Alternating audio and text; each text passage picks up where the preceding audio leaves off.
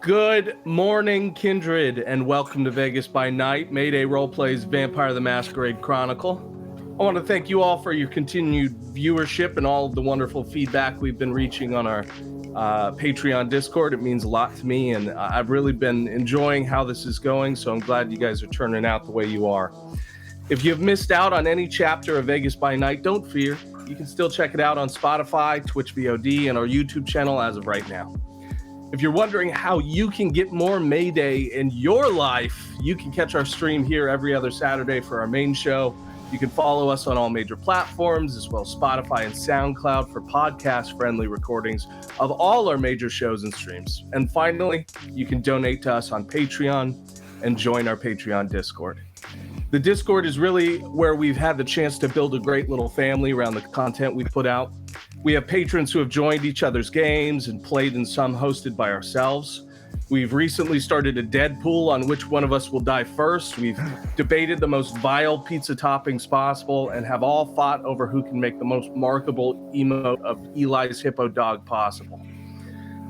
My next venture is to have an argument over whether the Hawaiian Punch Man should be considered red or blue. So please pay now and you can get in on the argument now. In addition to all that craziness, you can get an opportunity to listen to exclusive Patreon content and behind-the-scenes information. If you're a fan of Vegas by Night, there are 2 of our Kindred origin stories available on our Patreon and more coming soon. You can currently see the solo sessions we set up with Burroughs and Ragel as we dived in deeper into what makes their undead brains tick. We have an Orpheus debrief on the way soon, detailing and answering all of the questions put forward by the fans of the show, as well as the cast members themselves, so keep a lookout for its release. Other than that, please check out our Delta Green campaign, Doomed to Repeat, our D&D campaign centered in the island world of Ashoka, and our Old World of Darkness campaign using the Orpheus system, all of which are available on all major podcasting platforms, YouTube, and our Twitch. But before we get started today, I just want to remind everyone that Vampire the Masquerade can be a dark setting, and as such, there are content warnings for any watching. Please be advised that there may be violent themes, plenty of adult language, and the exploration of darker subjects. Please take care of yourself and be aware.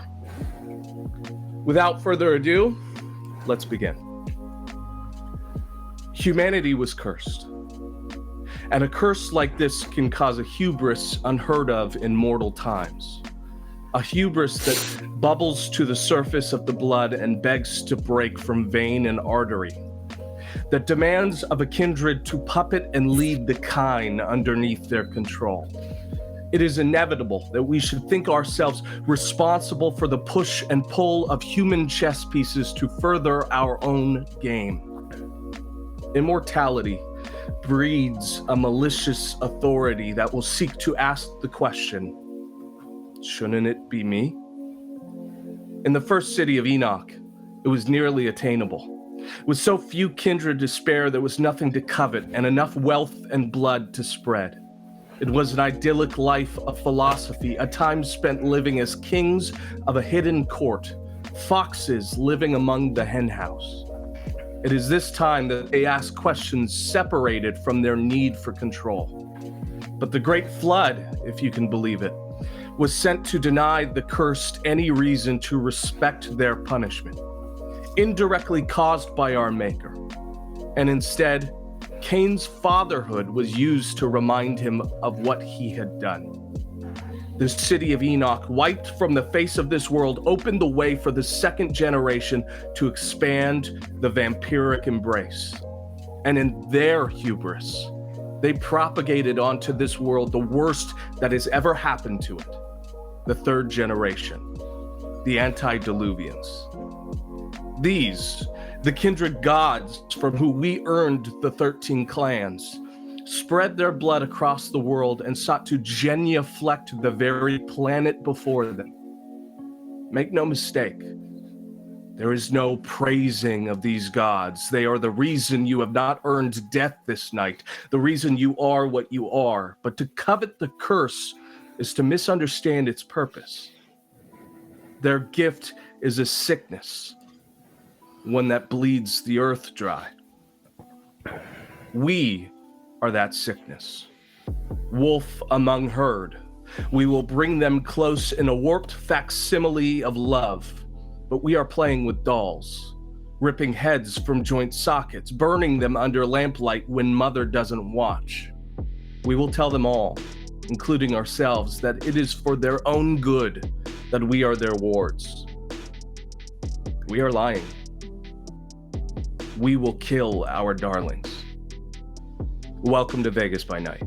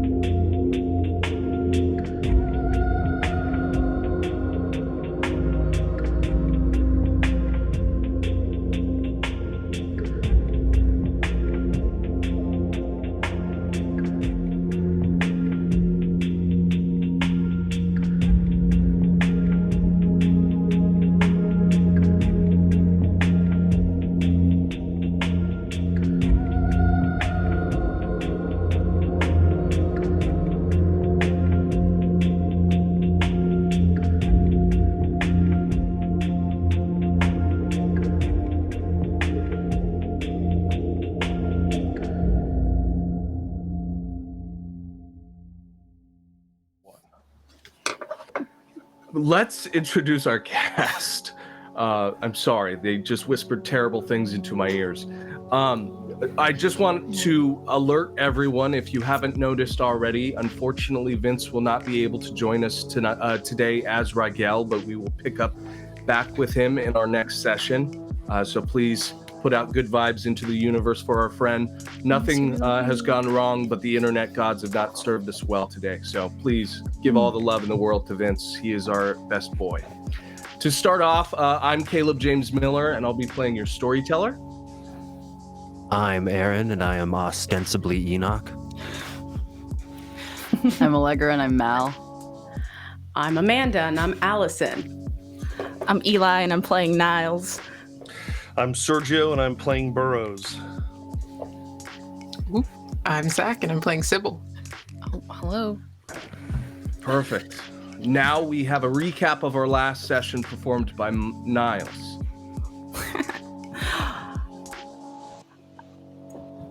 I'm not adjusting to city life well. Every fiber of my being is saying, run. Put all this glint and glamour behind you. The only way to escape a predator is to outrun them. Him. I can't afford that. So I've opted for a more practical approach, hiding. Kindred are a lot like wolves. They need packs to survive. Even Grant or Ellis, as powerful as they are, only so by the numbers of followers they acquire. Hungry hippos, as Sybil puts it. They obsess over their collection. I don't think they realize that they are both the face of a double-sided coin, and neither is in control of this city. But there is a pecking order of things, a hierarchy. You're expected to dance and put on a show, catering to women. If they like you, they'll give you a hole to live in, and you're expected to be grateful. I miss when one's place was earned by blood and fang. No, you shouldn't miss that. Ever since Colorado, I've been watching. It's a particular habit that I have. It's far better than small talk. You end up learning more. The coterie is filled with bottom feeders. It's good to be in company for once. I like most of them. They don't seem so bad, eager to be collected. I keep them at an arm's length. It's better too. We'll be able to keep going for longer if I do. I don't think anyone's noticed yet. Maybe Sybil. She keeps prying. I really want her to stop. As I said, I can't afford to keep running. I can't let curiosity get the better of both of us. Most of the coterie agreed to the terms of the prince, so he gave us Naked City, the real Vegas, the one that isn't hiding its true self. infested and run down, shattered by its once glory. The only problem is the locals have rolled into our new haven, the Conquerors. Q told me to steer clear of them. I'm not sure why. Even the weakest of kindred could easily take them. I imagine there are unforeseen consequences. Even more so given the last night. I hope he understands that it was necessary. I had to eat. I had to eat. Sometimes I dream about the first winter. Everything was quiet and simple. Nights of endless woods, just me and Spoons. I know he was just looking out for me, but I can't help but feel regret. Without Spoons, I'm empty. A monster. Just like he wants me to be. Anyways, did you know that all locusts are grasshoppers? They become locusts when too many converge on one another, and the only way to stop a swarm is to end them before they even start.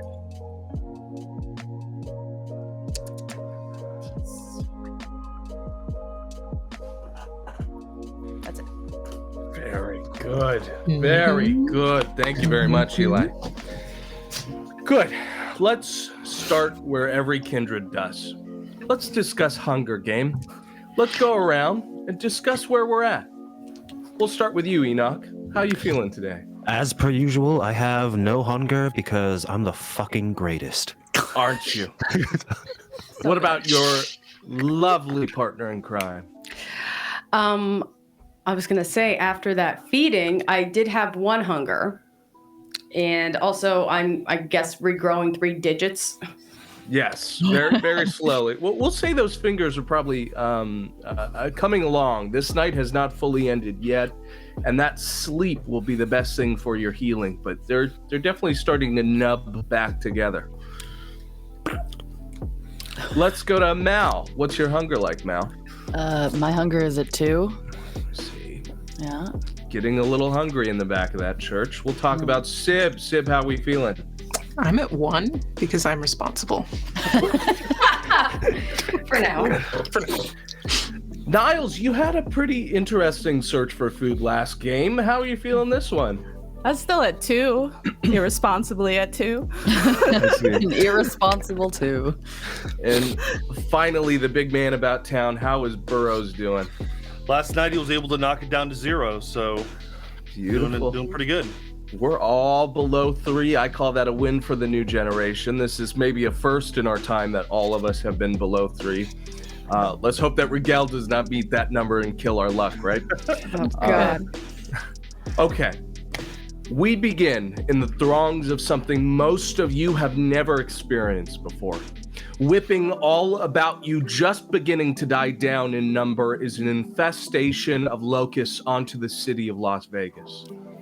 These buzzing, crawling beasts have made their home here in the flatlands of the city of Meadows, and the noise is incessant. Niles, the warehouse you have been hiding yourself in has now become a noise bath of these filthy green creatures as they flit about every part of the empty room, jumping from rafter to rafter, buzzing about your things. They're crawling through the piles of your leftover clothes and your backpacks you've stacked up by your sleeping roll. They're sitting in your bed and crawling amongst your covers. They've gotten into virtually everything around you.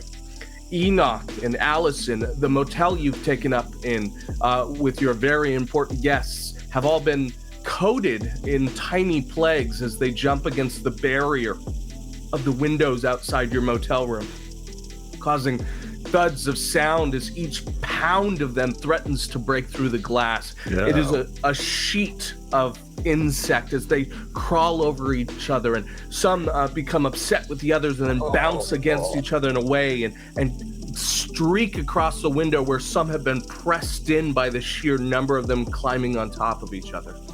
I don't think we noticed, though. Oh, are we too busy? Yeah, we're probably too busy to notice. Maybe, who knows? The sound is immense, but maybe it doesn't overlay the vibration that is already coming out of that Our room. sound too is immense. Very proud of you two. Thank you for that. Starting off with a bang right there. Not even how long are we in? How long are we in the street? Burroughs, the church in which you've hid yourself for the night, a hunched creature in the attic, the man who watches from on high, ready to feed on Christ's disciples. You've found that there are new guests, a pest the same as you. They've clung themselves to the circular porthole at the end of the attic that you had blotted out as the one source of light, with curtains and crates pressed up against it. But the sound is overwhelming on the other side, and you can already tell they've infested the lower levels as well. Sib, having pulled over the car for fear of crashing company property, your windshield wiper is working overtime to glide over the bodies of dead locust soldiers. The smear of green that is the excrement and loss of these body remains across the shield itself has now become mired against the living, dancing amongst the dead as they buzz and bounce alongside the vehicle. The smell of the exhaust of this car mixes in with the earthy tang of unintentionally cooked dead locust. Mao, the church that has chosen you as its protector, has become an absurdist painting as a new host of biblical pain begins to infest the old wood and stone of this house of the Lord. They jump and flit off your body, sometimes staying long enough to crawl across dead skin as if not noticing you, or unable to distinguish you from the dead pieces of furniture in this place. Their cold, many eyes bubble in front of you, not really seeing you, eyeing through the corpse unto the world around it.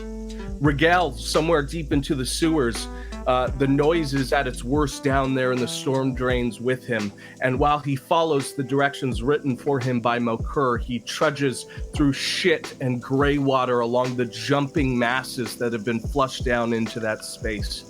The buzzing is immense as it leaps off every rounded wall of those tunnels and uses Rigel for its tuning fork, like some sick tinnitus all of you can't escape. He's a few paces from Little Strip, and most certainly will spend the rest of the night down with Bugsy in amongst the flies. But that encapsulates the new generation's night in Vegas, the first of which as an official coterie for the Camarilla. All of these bugs bouncing around all of you, there's still much to get done here in the city. I will allow anyone to take the floor. You tell me who's acting first. What's the next move in the night? Well, we know that we're all going to get together at some point, but I guess Burroughs will just get up, definitely avoid Pastor Dudley, who might be downstairs. I'm not sure. I'll probably just sneak out the window that I blocked, leap down to the city and just start walking. I'm going to return to the shop that I had commissioned something and pick up what I wanted from them. And then I think that's... You know what? I just want to spend a little time using my influence and my charisma or my persuasion to see if I can get an idea.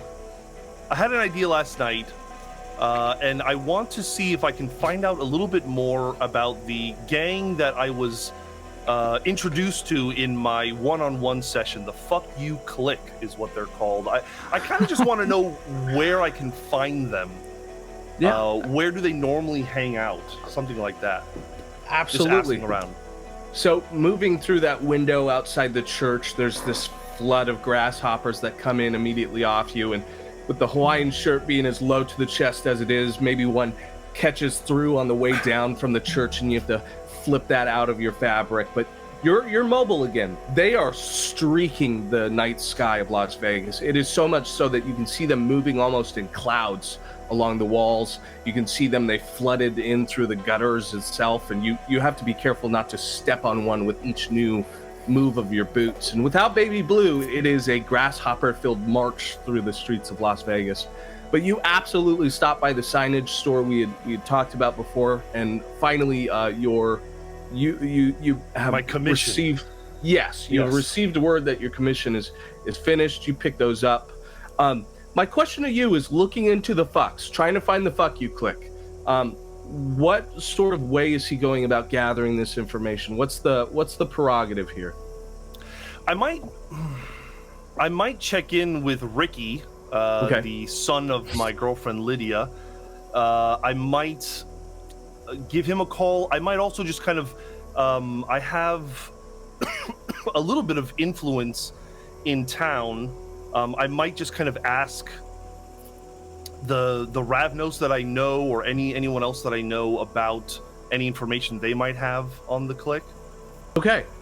So let's say that you put in a call to Ricky. You have his number.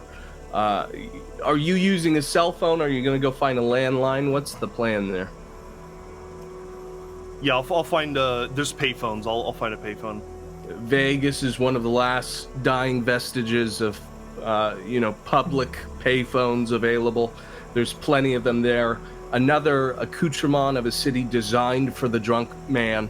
And you find one easily enough. You call through to the number you know for Ricky, the deadbeat piece of shit son of your well-beloved Lydia. And it takes a while. It rings through nearly to the end of your call there, but then eventually he picks up on the other side. He says, "Who the fuck's this? What's up?" Riggy, it's me, Burrows. Oh, shit. Yeah, what's up, man? Listen, I'm not busting your balls tonight. I need to know something. These boys that had your money, where can I find them? Oh, shit. Oh, are you going back for Mom's money? Don't worry what I'm trying to do. I just want some information. Where can I find them? Well, they hang out in Naked City, man. Are you sure you're going after the fucks, man? I'm not going after anybody. I'm gonna have a conversation. That's all. Let's see You? what I can do. No offense, man, but aren't you kind of fucking old? Oh, fuck you. I'm gonna just hang up on him. God damn. You know get that that- familiar clang as the phone falls back into the Stupid seat kid. of the... I'm like, The phone. I'm already annoyed because I keep wiping crickets out of my head. Yeah, Out they're of my jumping hair. all over, Yeah. yeah. Not prepared. All right, I know that they're in Naked City. That's good. That's close by.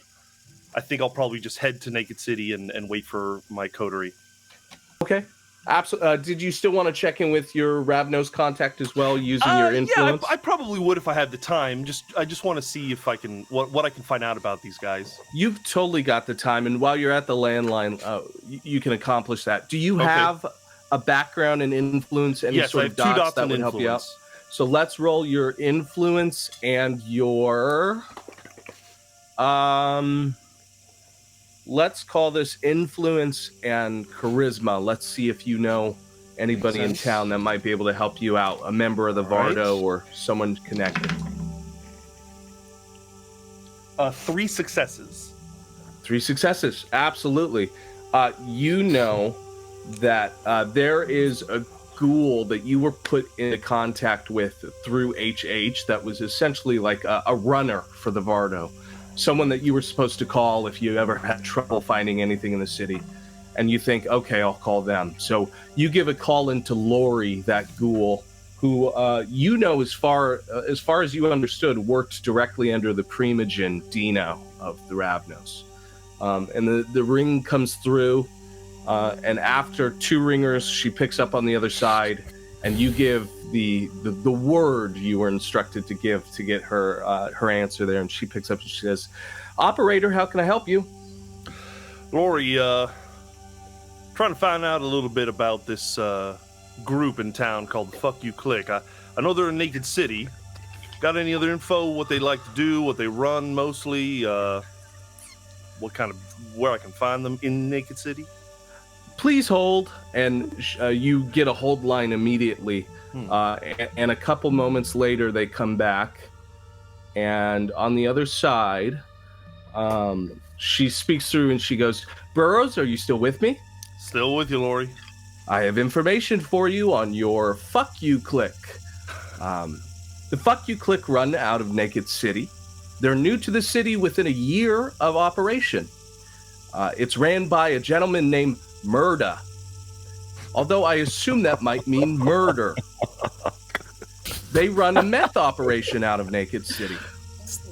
That's as far as we know, but there is a place of business listed, commonly referred to with the FUC. The Fucks hang out at a place called the Boom Boom Club, south of Naked City. Burroughs, so you know this is a strip establishment, meaning there may be some illicit goods and services there. Please reflect the Vardo appropriately in your attendance. Thank you very much. And there's a click on the other side. Fuck. Okay. Well, I know where to find them, but I know I can't make a big mess at that place. All right, good to know.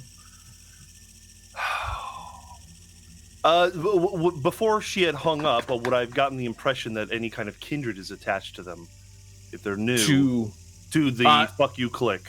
As far as she knew, she would have told you that for sure. That would have been amongst the beginnings. So as far as the Vardo know, there's no connection to kindred. Just a mortal gang. Most important part. Okay, I am done researching what I need to find out. Okay.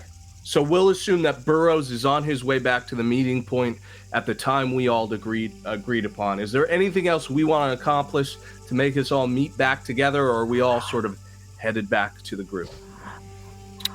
I will make it a point that Niles is packing up every single thing they have in the warehouse that belongs to them, like feverishly packing up shop. I have no intentions of coming back to the warehouse. So Niles, you could effectively say you're abandoning your haven here. Yes. Okay. Yeah, you are able to smash and grab everything you own together, plus a few grasshoppers for your troubles. For the road. Have sort of Regal.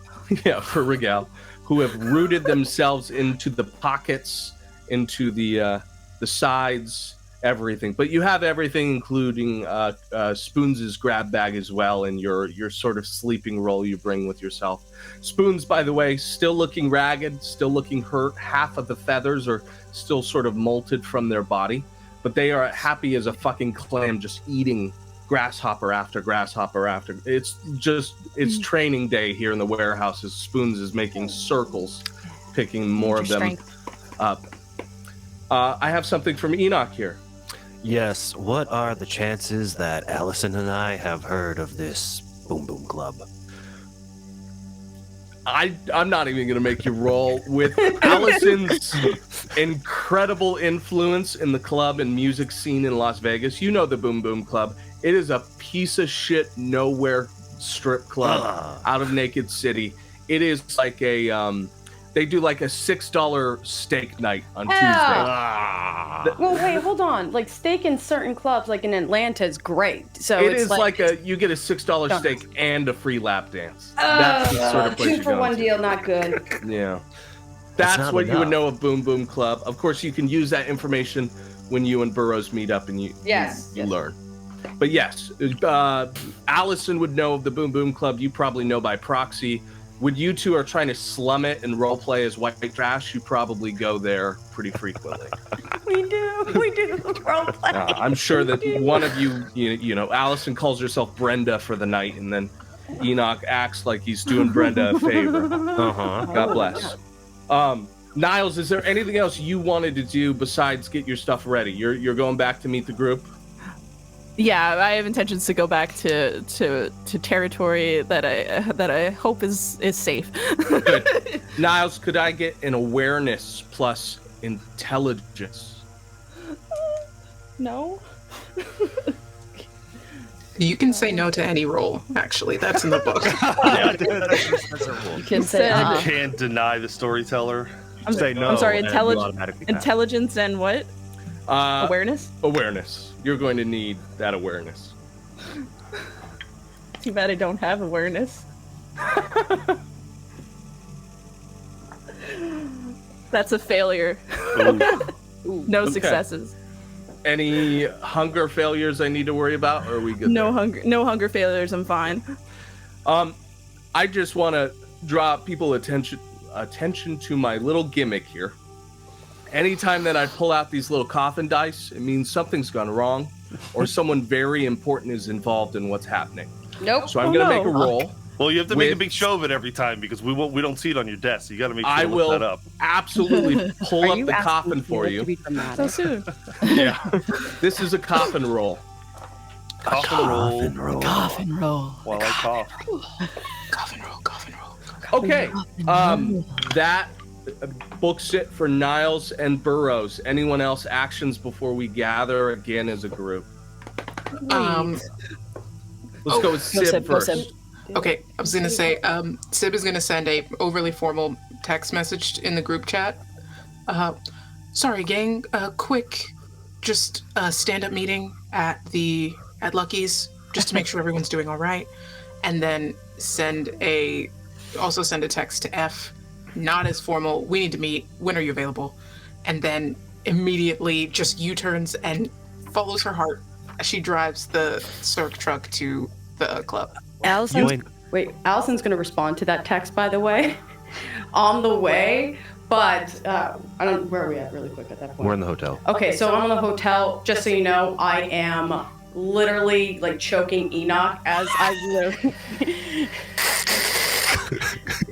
I'll keep hitting piggyback ride as we're about to exit.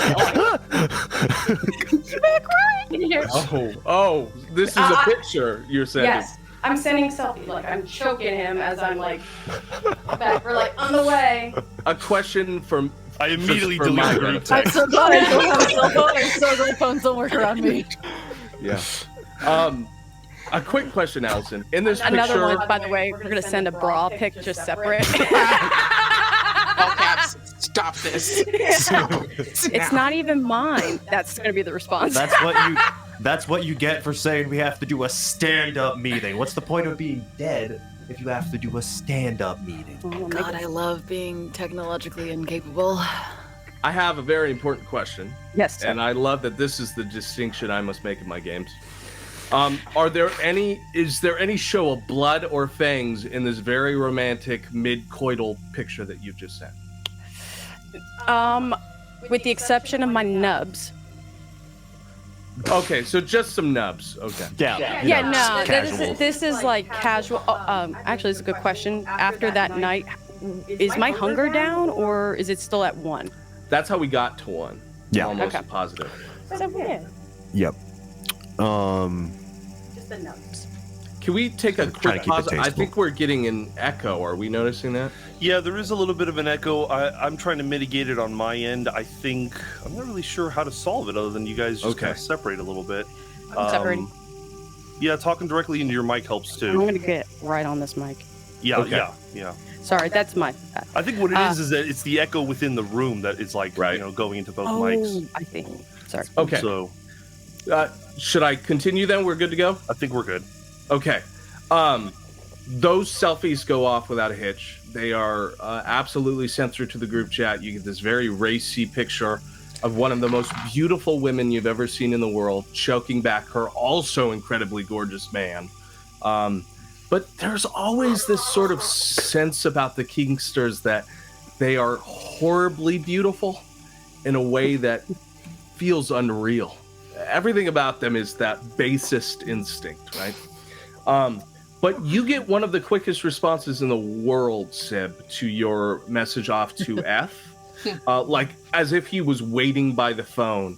He immediately responds, I'm available all night. I'll see you whenever. You tell me when. Pick a good place for the turning, as he calls it.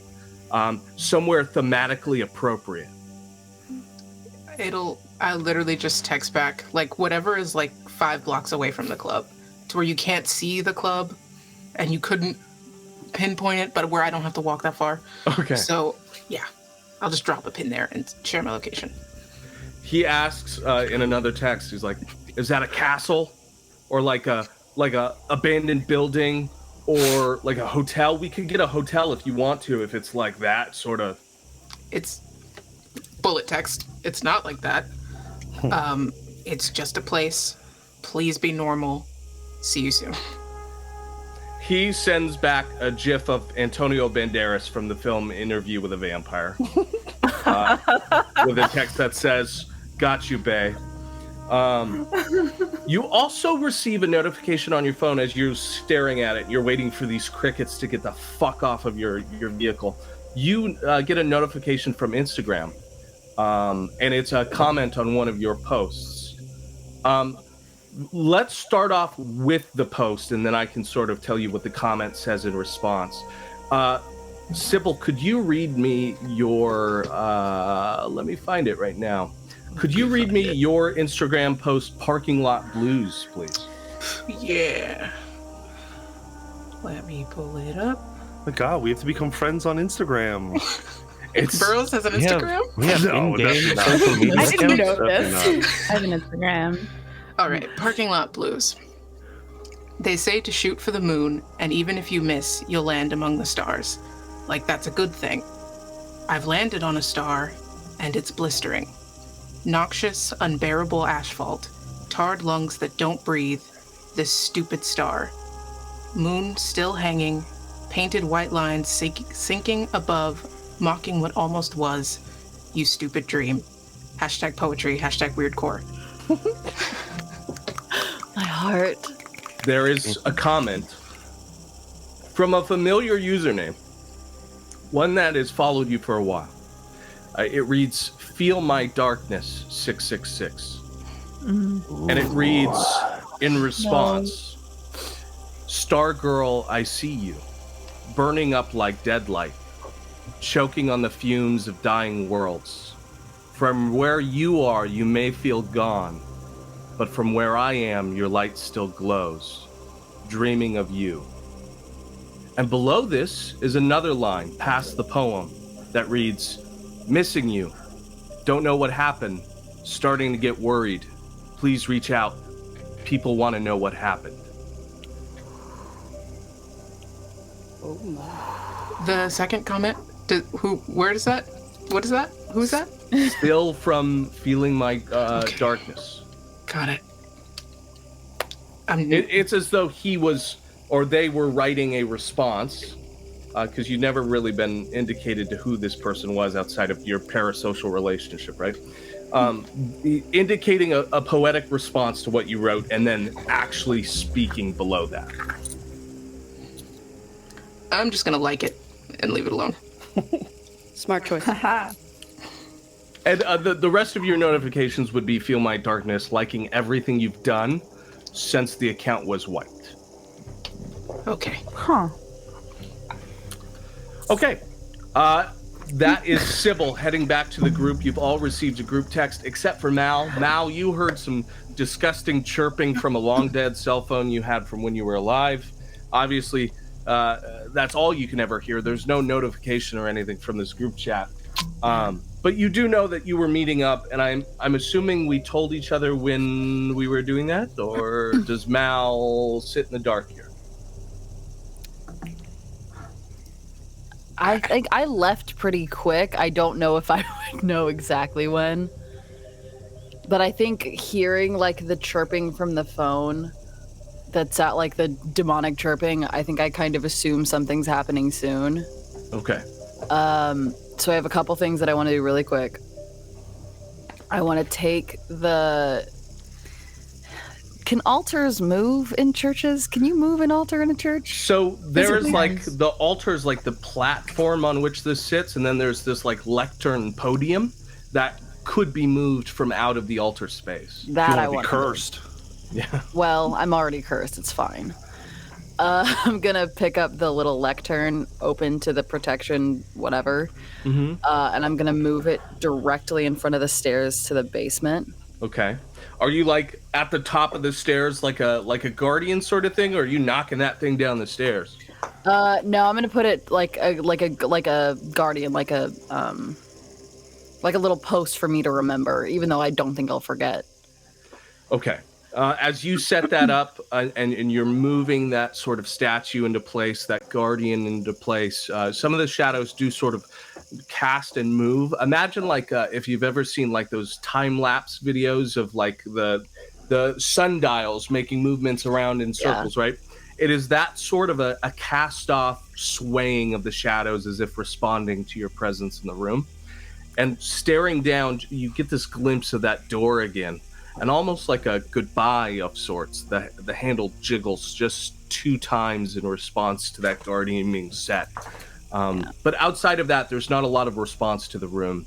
I will say in the time between, we can all sort of guess in that ambiguous time between when you guys ran off and the locust began, you've noticed that the church has 3 auxiliary rooms, a rec center that is like adjacent to the actual church itself, and you found where the priests used to live. There's like 2 dormitories almost, with 2 full master bedrooms off the right-hand side away from the basement there. So you've got sort of a sense for this place, and you have a feeling you could get back here pretty easy. It's still in Naked City. You're not very far from the bar. At all intensive purposes, if we're speaking gameplay, this is your haven as of now.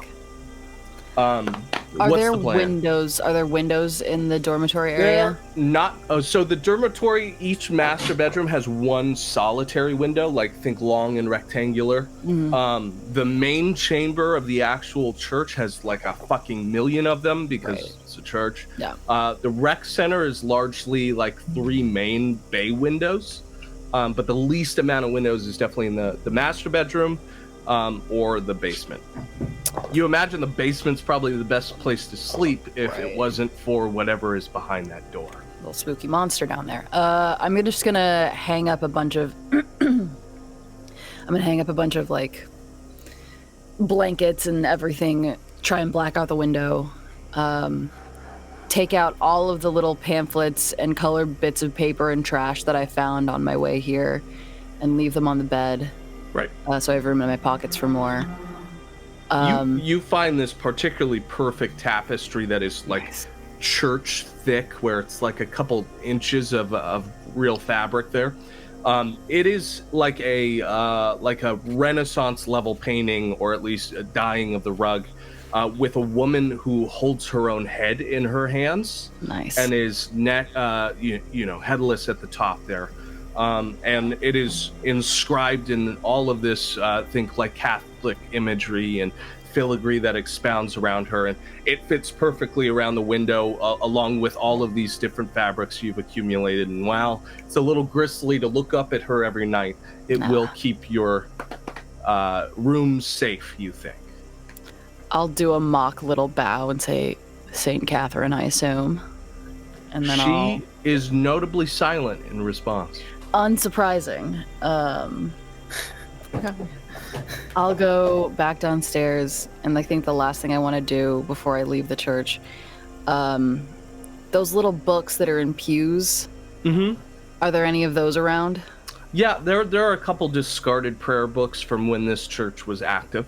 Okay, I think I just want the outside of it. I don't want the inside of it. So I guess just like the 2 papers at the end that just like say what the book is, or like the blank pages that they leave in books. Mm-hmm. I'll leave those 2 in, and then I'm just gonna like pull the rest of the papers out. And as locusts shoot past me, I want to try and rip their wings off and put them in the book. There are many that sit on top of you, and you all will find, especially Burroughs, you've been feeling this firsthand.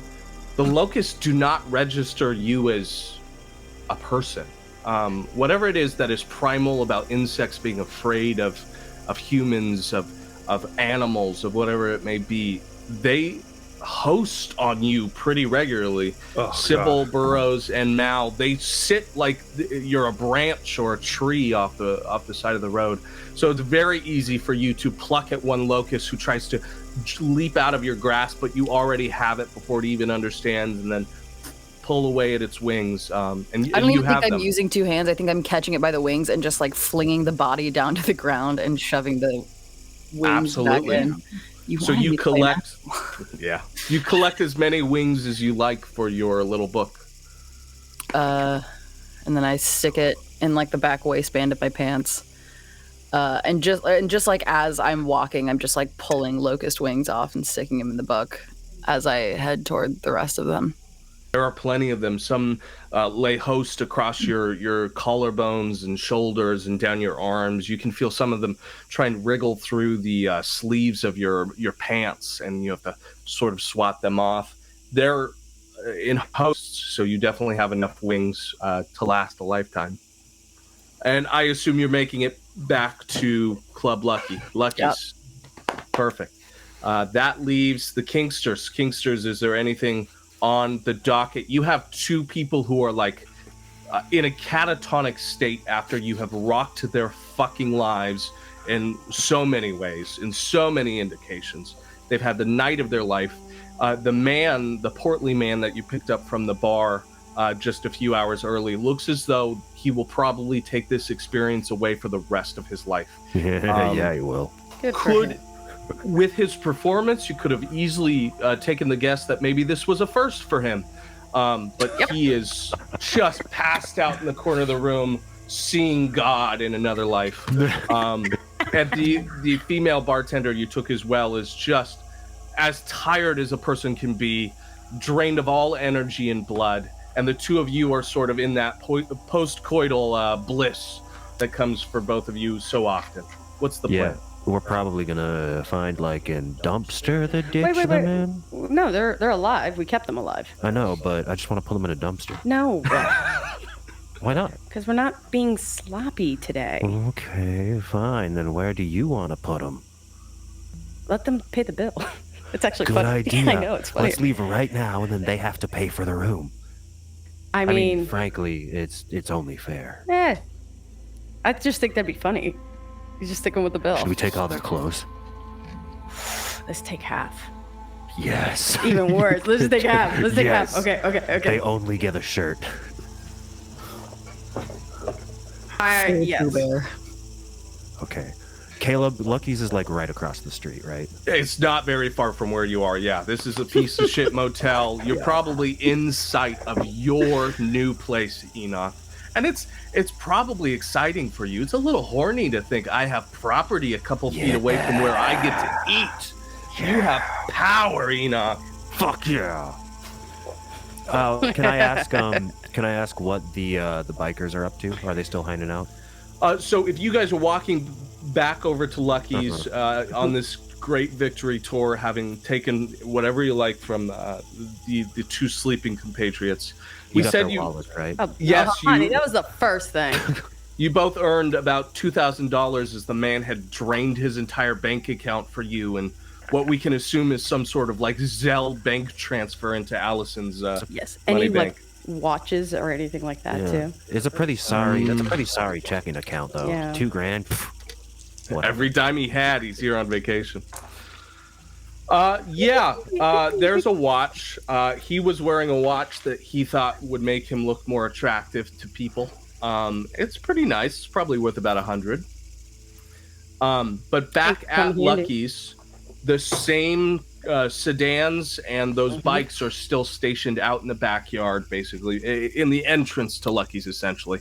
They're still past this sort of security gate fencing that they clearly broke down themselves. And you can still see that the lights are on. You don't know if maybe people have been walking away on foot, maybe there's less of them, but it looks largely the same as when you left. Huh. So, what shall we do until the others get here? Well, we got the. This isn't where we're meeting them. We're meeting them at Lucky's, which is. Just saying. We got This to is it's. Yeah, this we're is at- Lucky's. Oh, We're in the parking lot. you know how I get when I've had so much blood.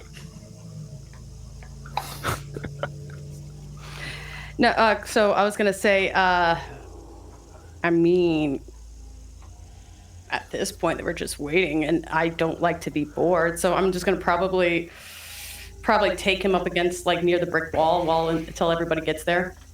I see. Yep. Yeah, I'm trying to be elite, like you get it, you know. We're keeping it PG-13 for outdoor content, though. Yes. So we're being very gracious Heavy in that sense. third base, maybe. It's heavy petting, yeah. It's like heavy rounding petting. second into Yeah. third type situation. Right.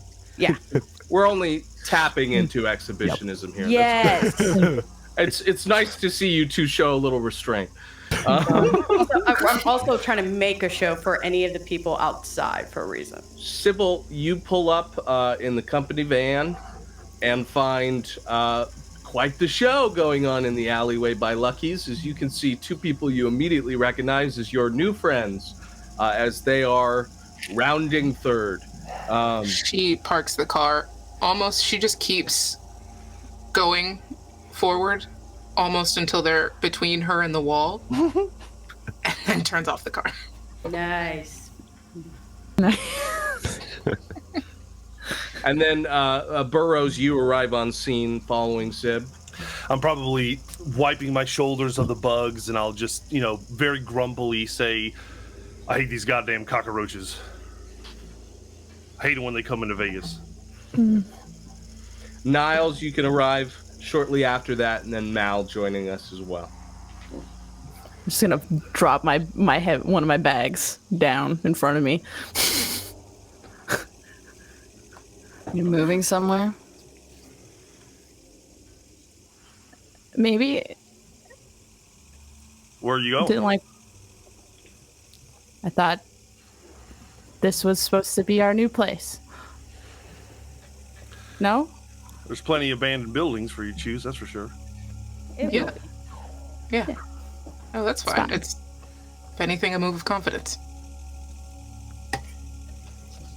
Right. Okay. I'm still making out while they're there. Where's Rigel? Shit, I was hoping he'd done a little research into our boys. His turn is to watch him. All right, Very well, unprofessional. that's all right. I think we can work without him. Listen, before we begin, I just wanted to hand something out to everybody, and I hand each of you little black, kind of like what you would expect some jewelry to come in, those little black boxes. I hand you each one of them. Just a little something to kind of make it feel a little more official.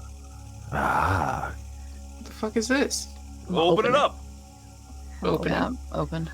Inside are metallic badges, and the badges say Committee of Public Safety, Watchmen, Las Vegas, Nevada, and your name is, everybody's names are individually on these badges. And Burroughs is like, well, I just think now that we're officially Watchmen, it'd be nice to have a little way to, little something to flash around so the normies think we're official. I don't know. I'm going to take the badge and run it just down, we're like, oh my god, this is going to be so... Okay, you have to stop. You literally, this is... Stop what? There isn't a kindred resources department. I've looked. Great. There is none. I thought we were dead so that there wouldn't be any rules. The rules we make. There's the rule. Isn't the masquerade like a huge rule? It's very important that we have at least 5 rules. Didn't the Burroughs is fucking confused. prince- He's like, does this badge mess with the masquerade? Well, No, they were being gross about it. Oh. This is fine. Maybe No, I'm no, just used to it by now. No, I don't even notice. these are perfect. Because See? I just think it'd be great for, role play for normies and us. Sure, Is it- yeah. Easy. it might be troublesome to have something on us with our whole name on it, but maybe. Well, I think as long as we don't go flashing them around to, people with beating hearts, I think we will Just be first fine. names. Just first names. Okay. This is for badges- showing. The badges themselves look pretty expensive. Like there was a lot of thought put into them. They're actual metal. You can't tell if it's like a pewter or a silver, but it's real, whatever it is. Very well made. It looks like it was put through its paces for sure. Burroughs expended some physical money to get this done. I'm a pin it on my shirt. Pin it. Is Baby Blue fixed? No, that was something I was also going to talk to you about. So, I got a situation where Baby Blue's going to cost quite a bit to fix, and I don't have enough money. How much? Now, hold on, I'm getting to that. Too fast.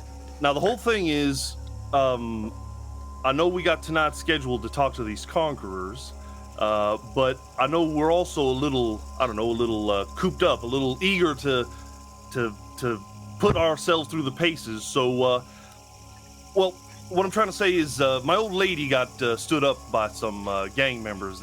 It's this group called the Fuk U Clique. I don't know if any of y'all have heard of them, but I guess you haven't heard of them. Well, anyway, they took some money from my old lady, and I'm thinking maybe I get it back. I use that money to fix up Baby Blue, whatever extra they have. And if you guys help me, we can satiate whatever itch we need to scratch before we go to talk to these Conquerors. That way we're at our best behavior. Allison's going to take out the wallets that she just lifted and like take out whatever cash and hold up. Be like, we can bankroll this. We also have like 5 credit cards. All right, well, that's a start. But I mean, we're still going to need more money, and these guys are kind of a pain in the ass. No. That's like if we wanted to start like what you said. We're in a gambling capital. We could. Are you play for it. suggesting that we fuck up the Fuk U Clique? Most definitely. What if we just turned them against the Conquerors, killed 2 birds with one stone, and then take out the losers left? Excellent suggestion. I don't think it's a bad idea. I just think the Conquerors are more useful alive than dead. Not to mention, we know that they're somehow involved with another kindred. I don't want to mess that up. We can still start a light gang war to thin the herd out a little bit. How big is the Fuk U Clique? Not very big. They're pretty new. They're not more than a year old. Okay. Because that's like 8 against 20? Conquerors are still probably going to win. We just have less to deal with. I think it's going to take a lot of time to convince 2 fucking crazy sides to just fight each other. Well, let me ask you Besides this. dragging them literally to Lucky's.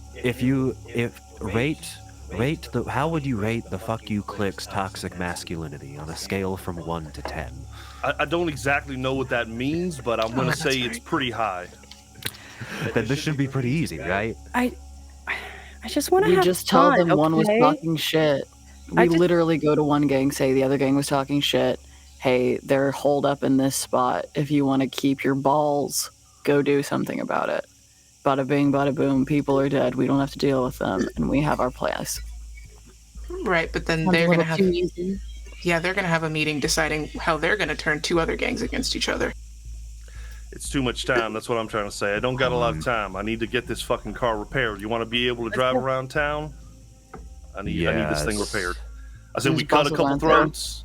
I say, but before the end of the night, we'll be talking to the Conquerors. I'm in. It sounds like a good way to flex our muscles a little bit.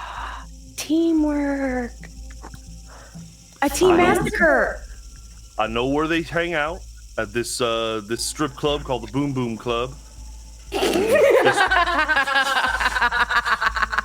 It's even more freaky that when your laugh is echoing around. Yeah. That seems With more locusts appropriate, flying honestly. around at night.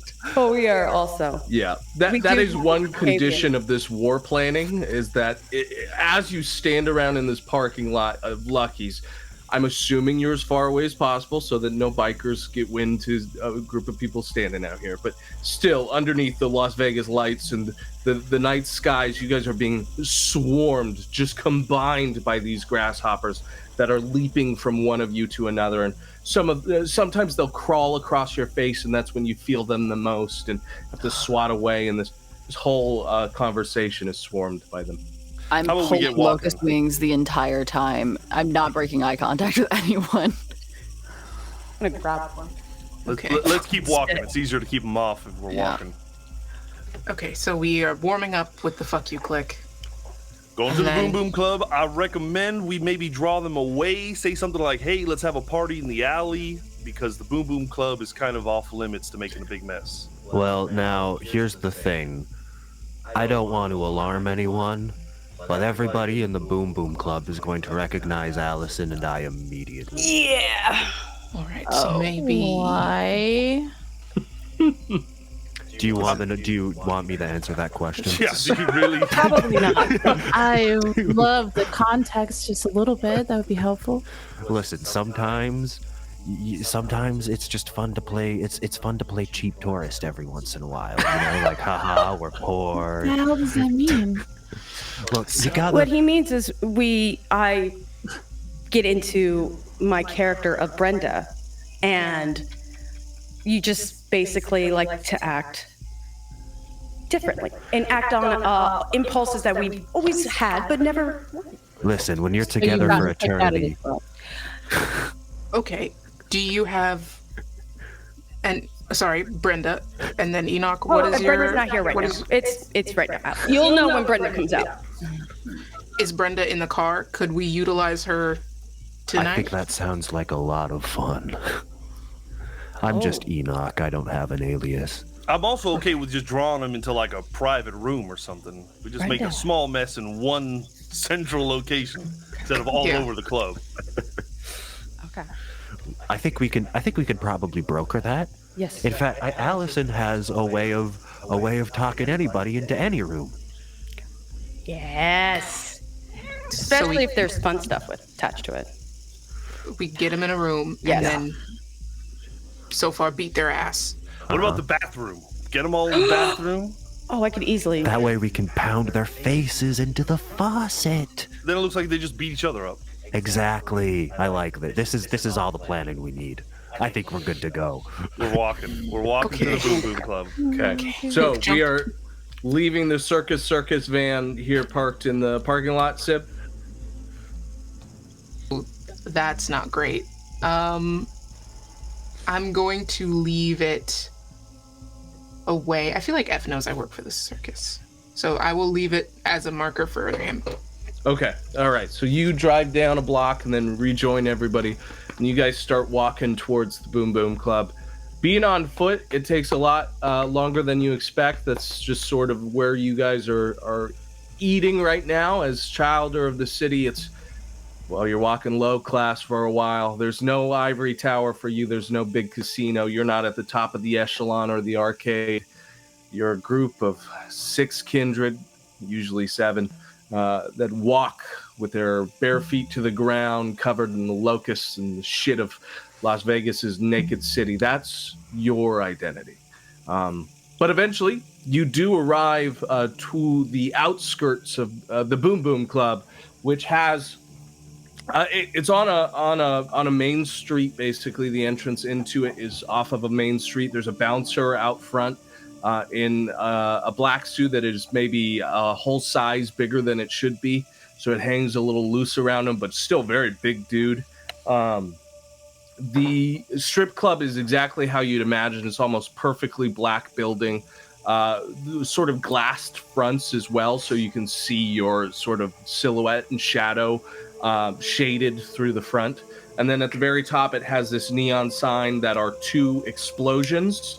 Inside of the explosions is boom, boom, and they go off one at a time like TNT explosions, and then club in big cursive letters. There are marquees displaying who's dancing at the club that night. There's one for Crystal, who looks very classy in her, X pasties across her front, and a whole little list of events that are coming through.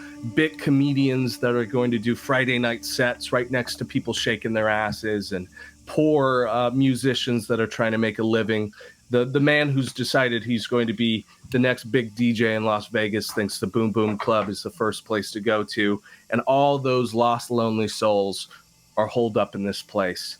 Does anyone have the streetwise skill? Oh, Yes, I think I do.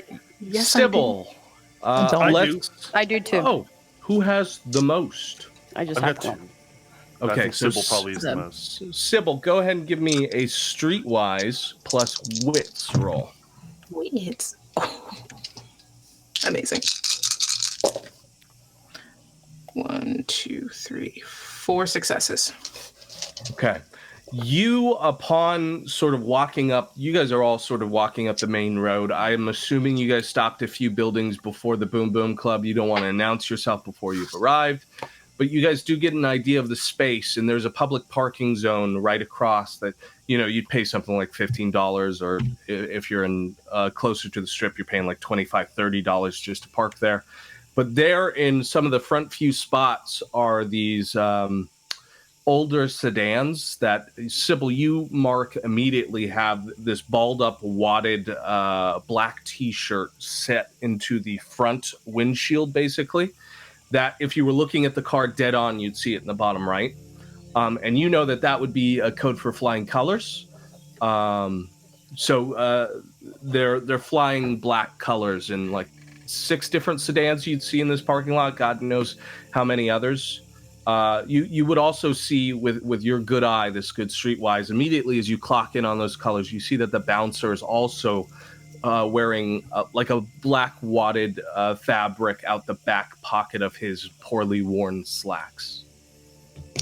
Oh, okay. She's just gonna say while we're walking in, it does look like they're rolling deeper than usual tonight. Just be aware. They're human, right? Definitely all human, definitely all shitheads. This should be a cakewalk. Just got a matter of catching them by surprise, I think. Okay. Cool. But so it sounds like, though, there's a lot of, listen, I am all for causing chaos. I'm also for not making the prince chop off my head. So we should probably be really careful about how we do this. I have an idea. Hold on. Wait, we need to make space for what Enoch just said, because that is the first. Well, he's going to undo it very quickly because I have an idea. Okay. And I'll do whatever she wants me to. Well, so. no, I need you guys to keep him from killing everybody. And Allison's going to go ahead and walk up to the stage and actually start taking off her top and see if she can get a strip. Fuck this. That's incredible. So, God. you guys from outside the club watch as Allison moves up through to the door. There is like a line of people. It's I believe we're either on a Friday or a Saturday night. God knows I should probably know that, but it's the weekend in Las Vegas and it's a strip club. Someone's trying to get in there. They're trying to get their $6 steak and their free lap dance, right? So there's a line of people out, but as soon as Allison steps up, this guy takes one look at her and gestures her straight in. Does not even fucking his face, his cheeks, and his and as I pass, I am going to grab his ass. And I will shoulder check him. He goes to pay the kindness right back and goes to swat at Allison's ass until the shoulder check comes through, and he gives a fucking look to Enoch there.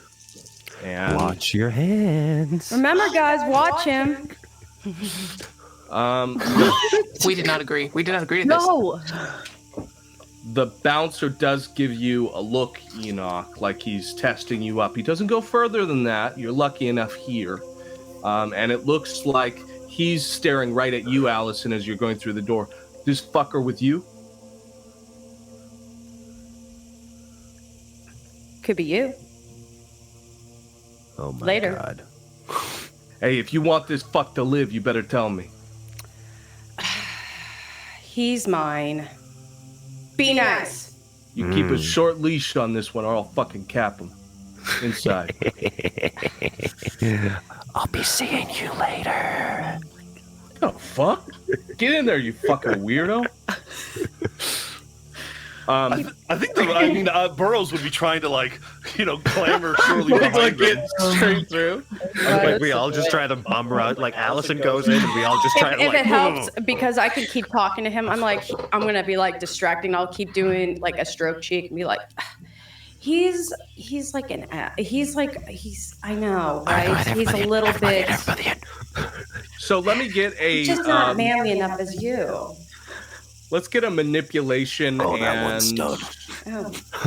manipulation and oh god, they ought to just give us a sex stat. Manipulation and persuasion, yes! Allison. Oh God. And if they succeed, the rest of you can sort of file in, which I'm sure they will. This is their shit. 4 successes. Okay. Yeah. Are you employing awe or anything to draw his attention in this supernatural? So I'm adding awe to this. Okay. He stares you in the eyes as you're sort of, apologizing for Enoch and pulling him through, and he says, "Hey, if you get sick of this little pasty fucker, you and me, we should meet up afterwards. I'm only on shift for another hour." I'm going to run my hands down his shirt, and I will go ahead and graze down below just to get him like that. And I'll be like this. Oh, definitely. And I'm going to wink and just smack ass and go on in. You know I'm gonna wear his dick as a necklace later, right? What? So, let's get Niles, Mal, Sybil, Burroughs. Go ahead and make a dexterity plus stealth to try and smooth in behind them. You all get an additional 1 dice to your pool because Allison is made for a Thank good God. cover. Remember One that you can success for Burrows. spend willpower to re-roll up to 3 dice with 1 spend of a willpower if you'd like. I'm gonna spend a willpower. Oh my god, what did you roll?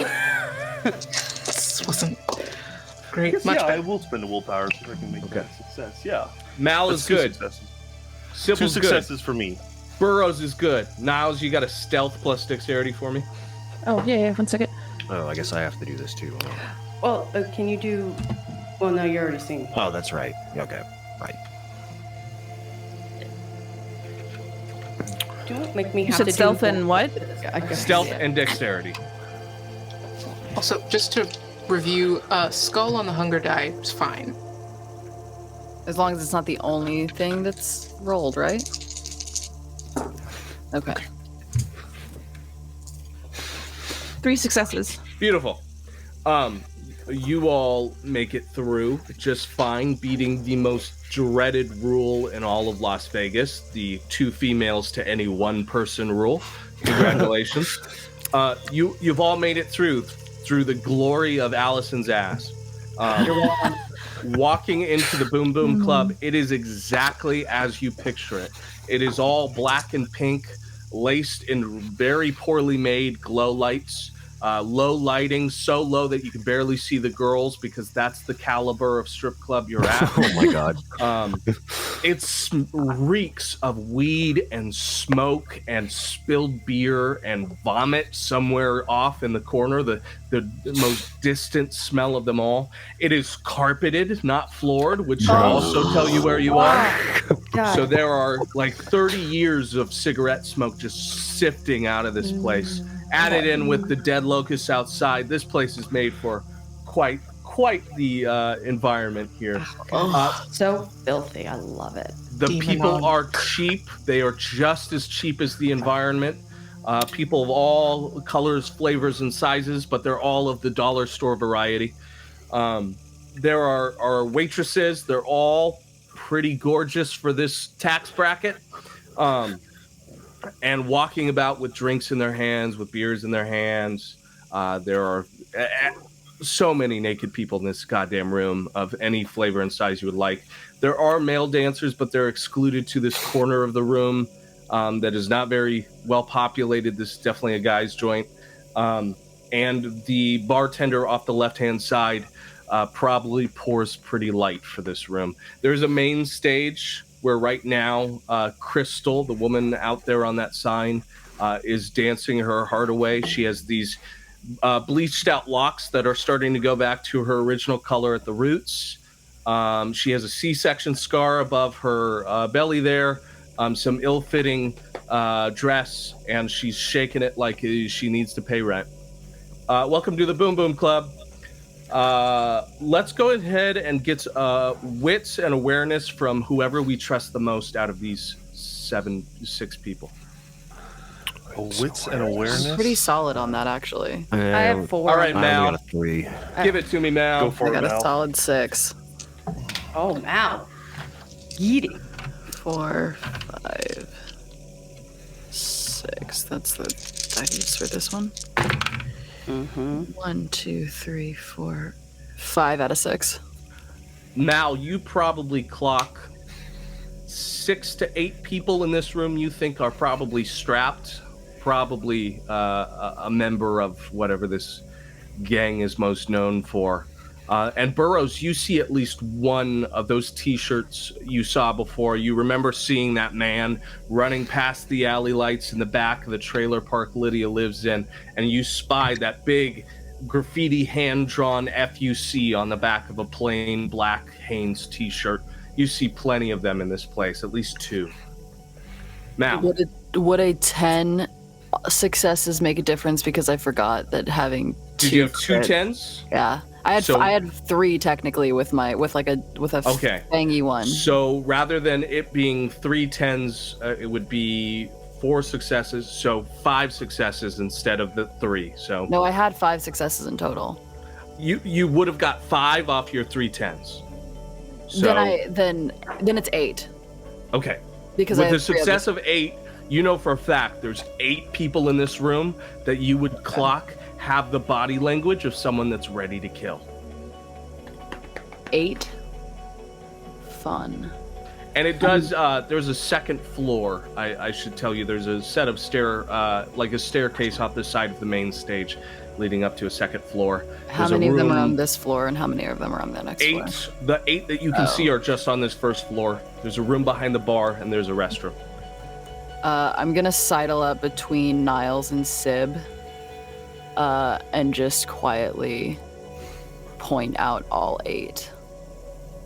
I think Burrows is gonna real quick go to the bar and just probably order like an orange juice, and then ask if I'm gonna kind of look to see if the bartender themselves are strapped, or if they seem like if they're part of the Fuk U Clique, or are they just an employee or something.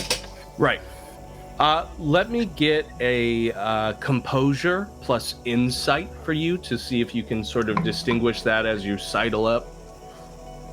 Plus insight. Ooh, that's pretty good for me. Here we go. Jesus Christ, all those dice and only 1 success. If you like a willpower, lets you re-roll 3. Yeah, fine. Here we go. That's 1 more success. That's 2 successes. Okay. That's enough. Burroughs knows when somebody came to the party. Burroughs knows from himself somebody who walks with that sort of distinction, right? Bartender is absolutely strapped. You're probably guessing they might have something behind the bar, too, just from the way they hold themselves back there. And there's a noticeable bulge at the back of his belt there. Pulling up to the bar, he comes over. He doesn't say fucking anything to you. It's one of those bars for sure. In fact, he serves the 3 women off the side of you before he even fucking acknowledges that you exist, but eventually comes to you. What you want? You got any orange juice? Yeah, I got fucking OJ. What you want with it? Rum, vodka, tequila? I don't need anything. Just give me some orange juice. I don't drink. What you got, fucking gout I'll pay or for something? the orange juice, man. I'll pay for it. All right, you're paying cocktail price for OJ. Fine, whatever. All right, he walks over and he pours you just a plain glass of OJ. Hey, when he comes back, hey, you know Murda's in? Murda? You're looking for Murda? Yeah, I got some business with him. You got business with Murda. Can a man have some You're his business? fucking grandpa? Who the fuck are you? Is Murda in or not? You're asking the wrong fucking questions around here. Go ahead and give me a charisma plus streetwise. Thank God I do have some streetwise. You're asking questions about the big gang member in the room, and he's never seen you before. That's 4 successes out of 5. Shit, yeah. Caleb wasn't prepped for that. Do you have any amount of presence that you can tap into this, or is that a discipline? Well, yeah, I do have presence. I suppose I would tap into it to ensure I get what I want. So are you inspiring awe or daunt here? Are you trying to spook him into... Awe is what I'm using. Okay. Kind of Yeah, just making him feel like, though he's never seen me before, this dude's cool, Yeah, he looks at you and he gives you this like lukewarm cup of OJ that came from a carton that's been sitting out for too long. And he kind of slides it over to you. It's the type of glasses that aren't see-through because they don't want you to know how bad the drinks are. But he looks at you and he says, I didn't know Murder was doing fucking geriatric volunteer work like he's working at a fucking home or something. But yeah, Murder's in. You want me to say something to him? Should I tell him who's come calling? No need. I'll go say hi to him myself, and I'll point in the. See, I'll just kind of point in the audience, see if he can direct me to who Murda is. Upstairs. Upstairs. All right. Thought you been here. You know Murder, right? I've been Murda. I know Murda. I just don't. I've never been here. It's my first time. No, you one of the bigger players, huh? You old Vegas? You could say that, yeah. Running around with a fucking Tommy gun, you? Hey, I'm not strapped. I come in peace. Yeah, well, you keep whatever fucking flintlock you brought in this place, old man. Don't show it, because you'll fucking be blown away. Yeah, fuck you, man. And I'll tip my glass to him and go walk to see where the others are. Join them. Any other actions on this main floor? You do notice as you walk away, Burroughs, that he reaches down and he takes out his cell phone, and it looks like he's sending a text out. Do I see that? Yeah. I'll say you can say that. Yeah. Okay. Wait, is Mal in the room? Right? Oh, I'm Now. here. Yeah. So cell phones, they don't work. It's a noticeable distance. It's Sometimes a that thing. Yeah, proximity changes everything, and a lot of it is individual. Like, for example, the cell phones that didn't work for you guys was in the proximity of a sedan. But the distance between you and the bar is maybe 30 feet, 35 feet, something like that. I mean, I do think I'd come over immediately to the group and be like, all right, I heard Murda's upstairs. We should probably do something quickly as, he's going to get word soon. And we don't want him to leave. But do we need to roll up the whole gang, or do we just need to get their leader? I think the leader should be enough, so let's head upstairs. Okay. Okay. Well, if we need a distraction, I have a plan ready to go. She just wants to strip. Why don't you go ahead? Really? Keep eyes off on us. You want? I'm gonna stay down here too. All right. I'm gonna act really drunk, but Allison's just gonna go stop. It's not the Like, response I wanted. Congratulations, Thank you. everyone.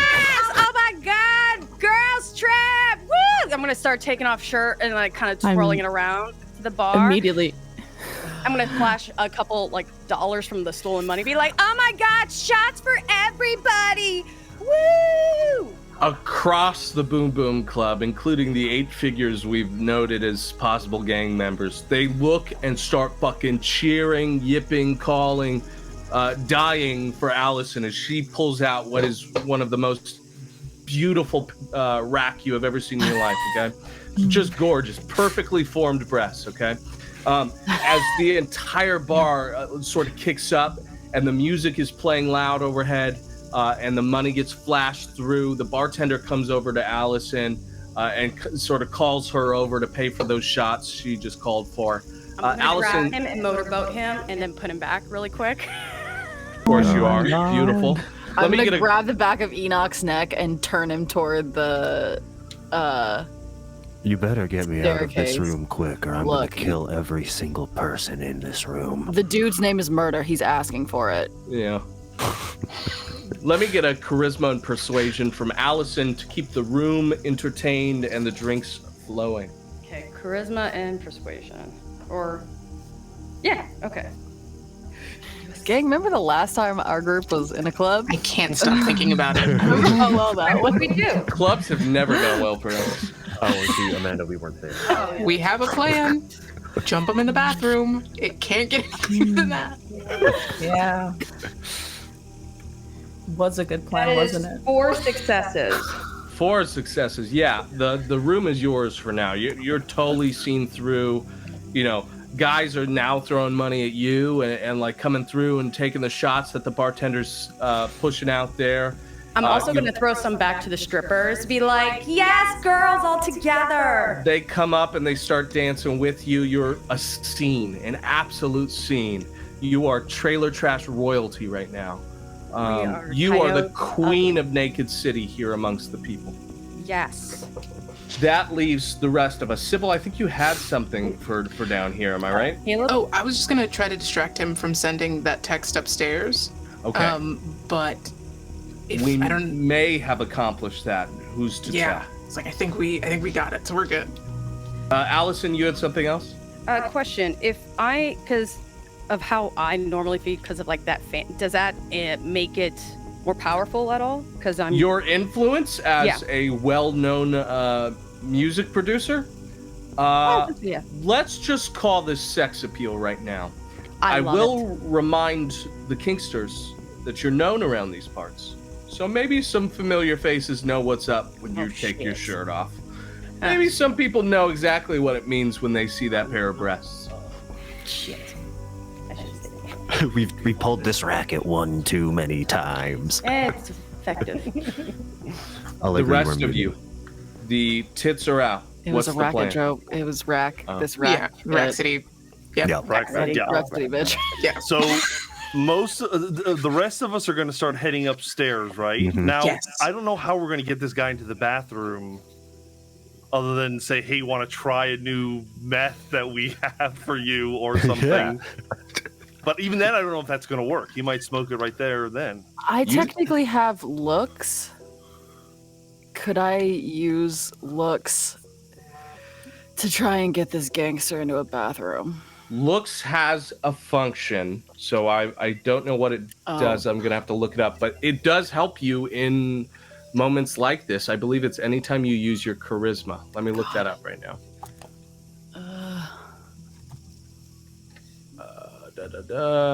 I have to make hot people. Yeah. Who could blame you? I have it right here. Looks.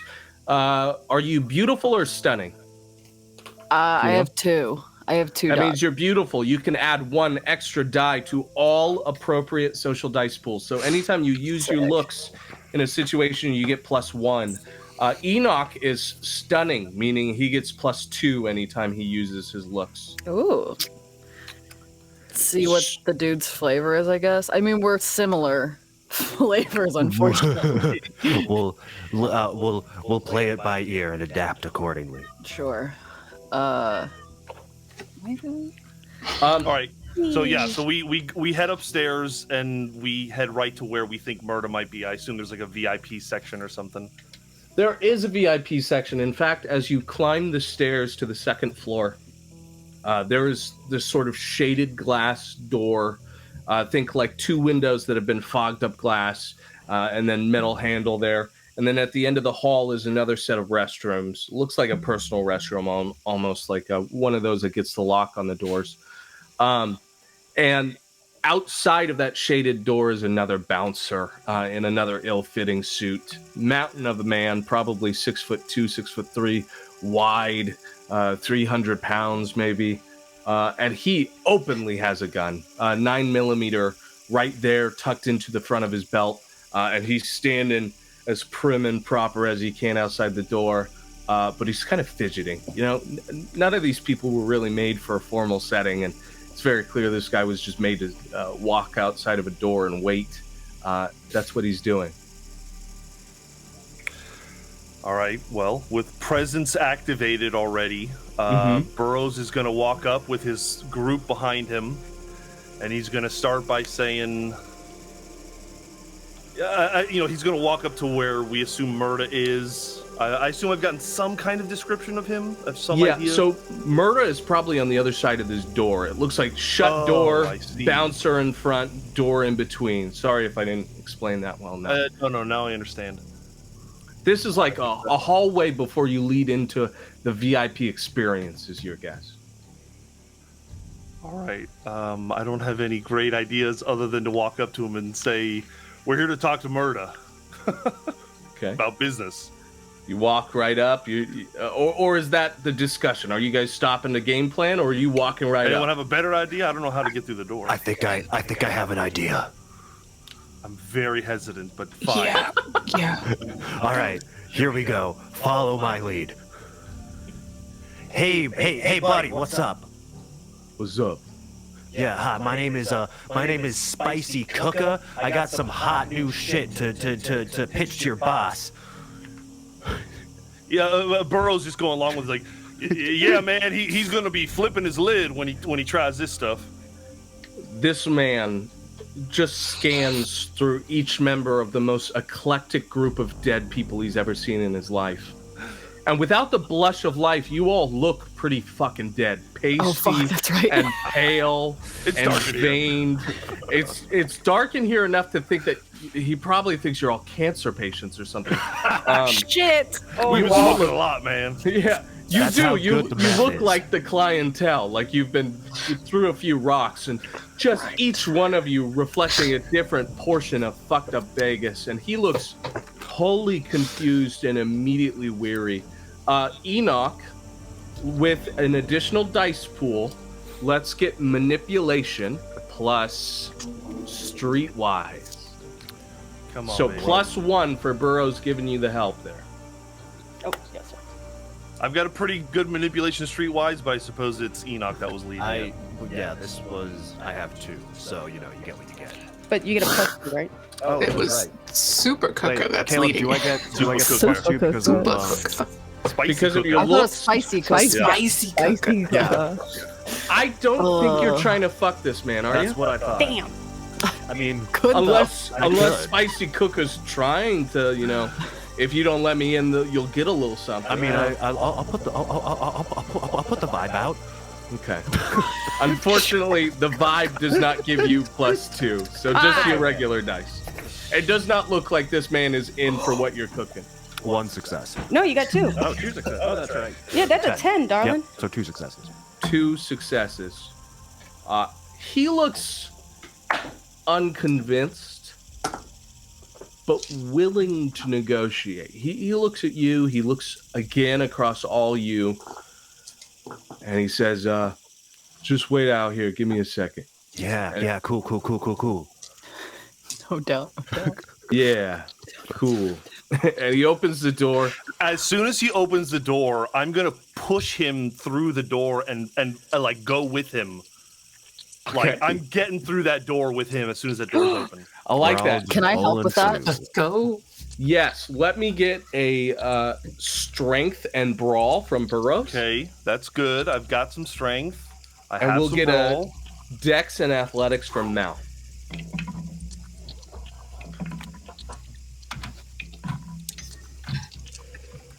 Three successes. Beautiful.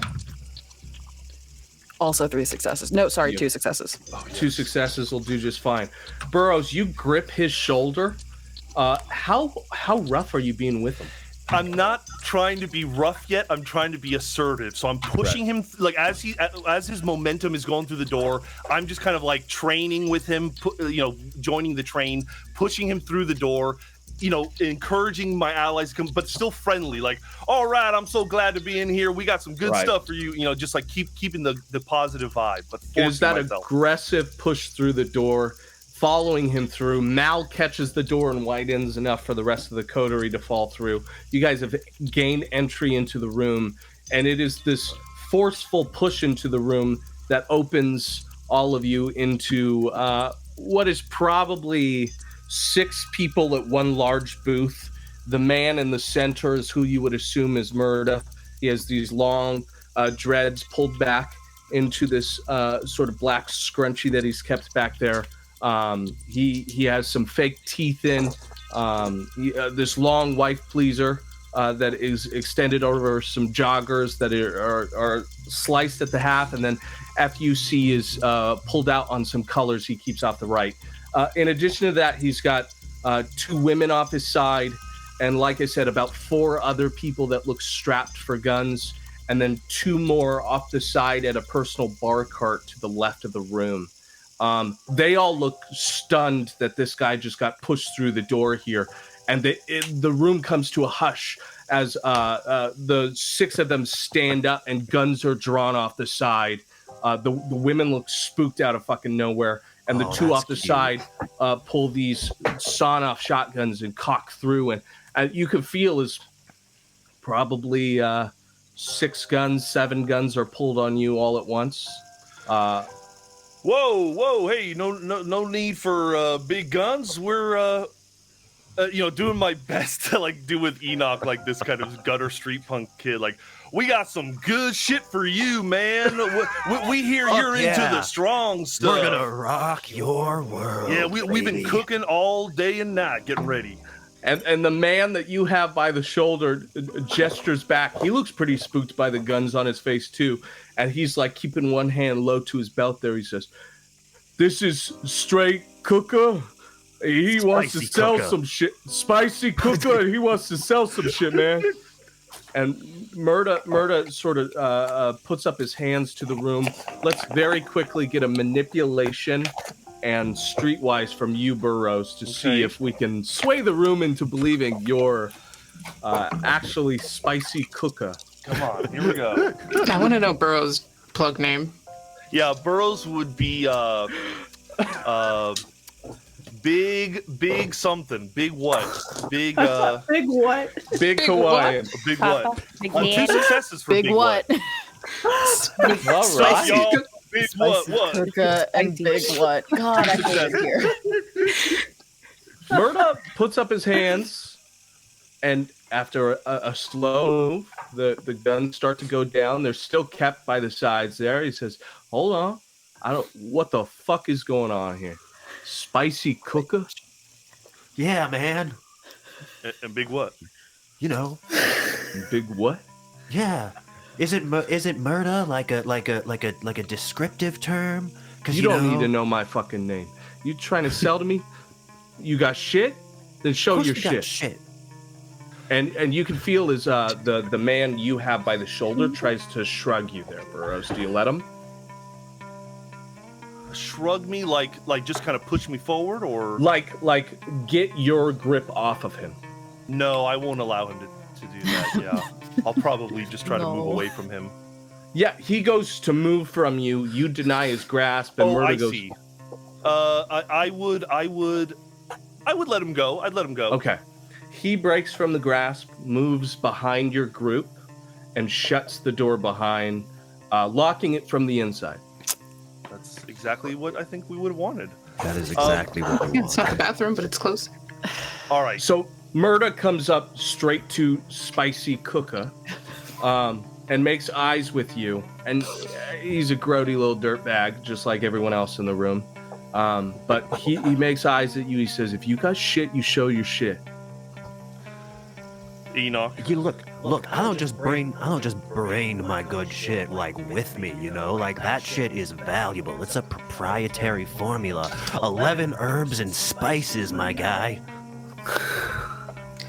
We have a Sib speaks up. We have a special way of delivering it. If you're willing to try. This is Lil Sip.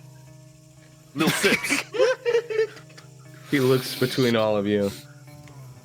So you came here not knowing me, not knowing anything about me not knowing you, and you bring no product to show who you are, and you expect to just get in this fucking room. You know what? We should kill these fuckers. Hey, no. We got it. We got it. It's just... Now wait. I didn't say we didn't. I guess. I didn't say we didn't have product. We don't like to bring it out to disperse to people. So you got it in the building. We got it outside in a secure, locked container. No. One of us has it in the bathroom, right? That's where we said we were going to put it. Exactly. We like to do it in the bathroom. That's right. Yes. We only do our sample. It's for sanitary reasons. What are you selling? It is a very virulent form of meth and crack cocaine. It's real addicted. You gotta stop Real using addicted. words like that virulent. What that mean? Virulent? It just means that it's Ain't that It's the real color strong. green? it means That's it's real verdant. strong. It's undercut with what's the medicine that's for erectile dysfunction? I don't know Viagra. what you mean. Viagra. Yeah, I put a little It's undercut with Viagra. a little Viagra in there just to That's keep why things it's interesting. virulent. You got meth that's gonna make my dick hard? Don't you? Isn't that what you want out of meth, man? Like you're trying to have a good time, man. Like you wanna, come on. You got like these girls around here, and drugs and the alcohol. Yeah, we bet know, it's going to be the new sometimes- party drug here in Vegas. Yeah. Sometimes all that drugs and alcohol can make you feel a bit soft, and you need something to give you a little bit of a. I don't get boost. soft. Fuck you. I don't get soft. I'm hard all the time. Fuck you. Oh, of course. But we've seen some That's of why your you gotta be clients. out here swinging your dick around so much. What the fuck you say to me? You fucking heard me. Now hold on now. Hey, let's keep It's it cool clear here, that guys. the- Trying to do some business. The room has become very tense now that the big dicking has begun. Murda is looking straight at Spicy Cooker. Yeah, I know what I'll do. I'll grab both their crotches at the same time. Oh my god! I love Power move. Yes. Who? I'm gonna Yeah. grab Enoch and Murda's crotches at the same time. Well, this took a turn. And I'll say, yeah, they're about equal. Make I a mean, you could manipulation. whip I'm trying to make Murda laugh. Is really what I'm Okay. trying to do here. Like, You want to grab another man's Is dick he to gonna try to make laugh? him laugh? Remember, this is amongst a guy thing. friends. This is apparently this is a guy thing where thing they that can they sometimes hit each work. other in the nads. So this makes sense. I Make- hate men. Is it? I know this. What are y'all? It's the punchline of they're about the same. You know what I mean? They're about average, both. Make a measuring. charisma plus intimidation check. About average, my ass. Shit, I We're have about 0 to get it. intimidation. Can I assist? I should be No, doing no that. performance. Persuasion, performance, Yeah, no, performance. Intimidation persuasion? plus charisma. All right, here You we go. grab a man's dick. That's Yeah. intimidation. Here we go. I'm going to burn a willpower. So worth it. That's 2 successes. 2 days. I didn't use any of Sybil's dice if I was allowed a dice, but Oh yeah, if I'm allowed to assist, I'll do something. If I'm not, I'll. What are leave the you dick- doing, Sybil? Yeah, I don't to know what- assist this. How Can are you I- saving this? Joining in. I was gonna say I have no Think choice that but to Sybil join. I grabbed them have too. to join in. I have to join in. But what I'm going to do is seductively guide John's hands to the dicks and keep them there. here's what I'm putting down and just goes with it. Yep. Yes, ending.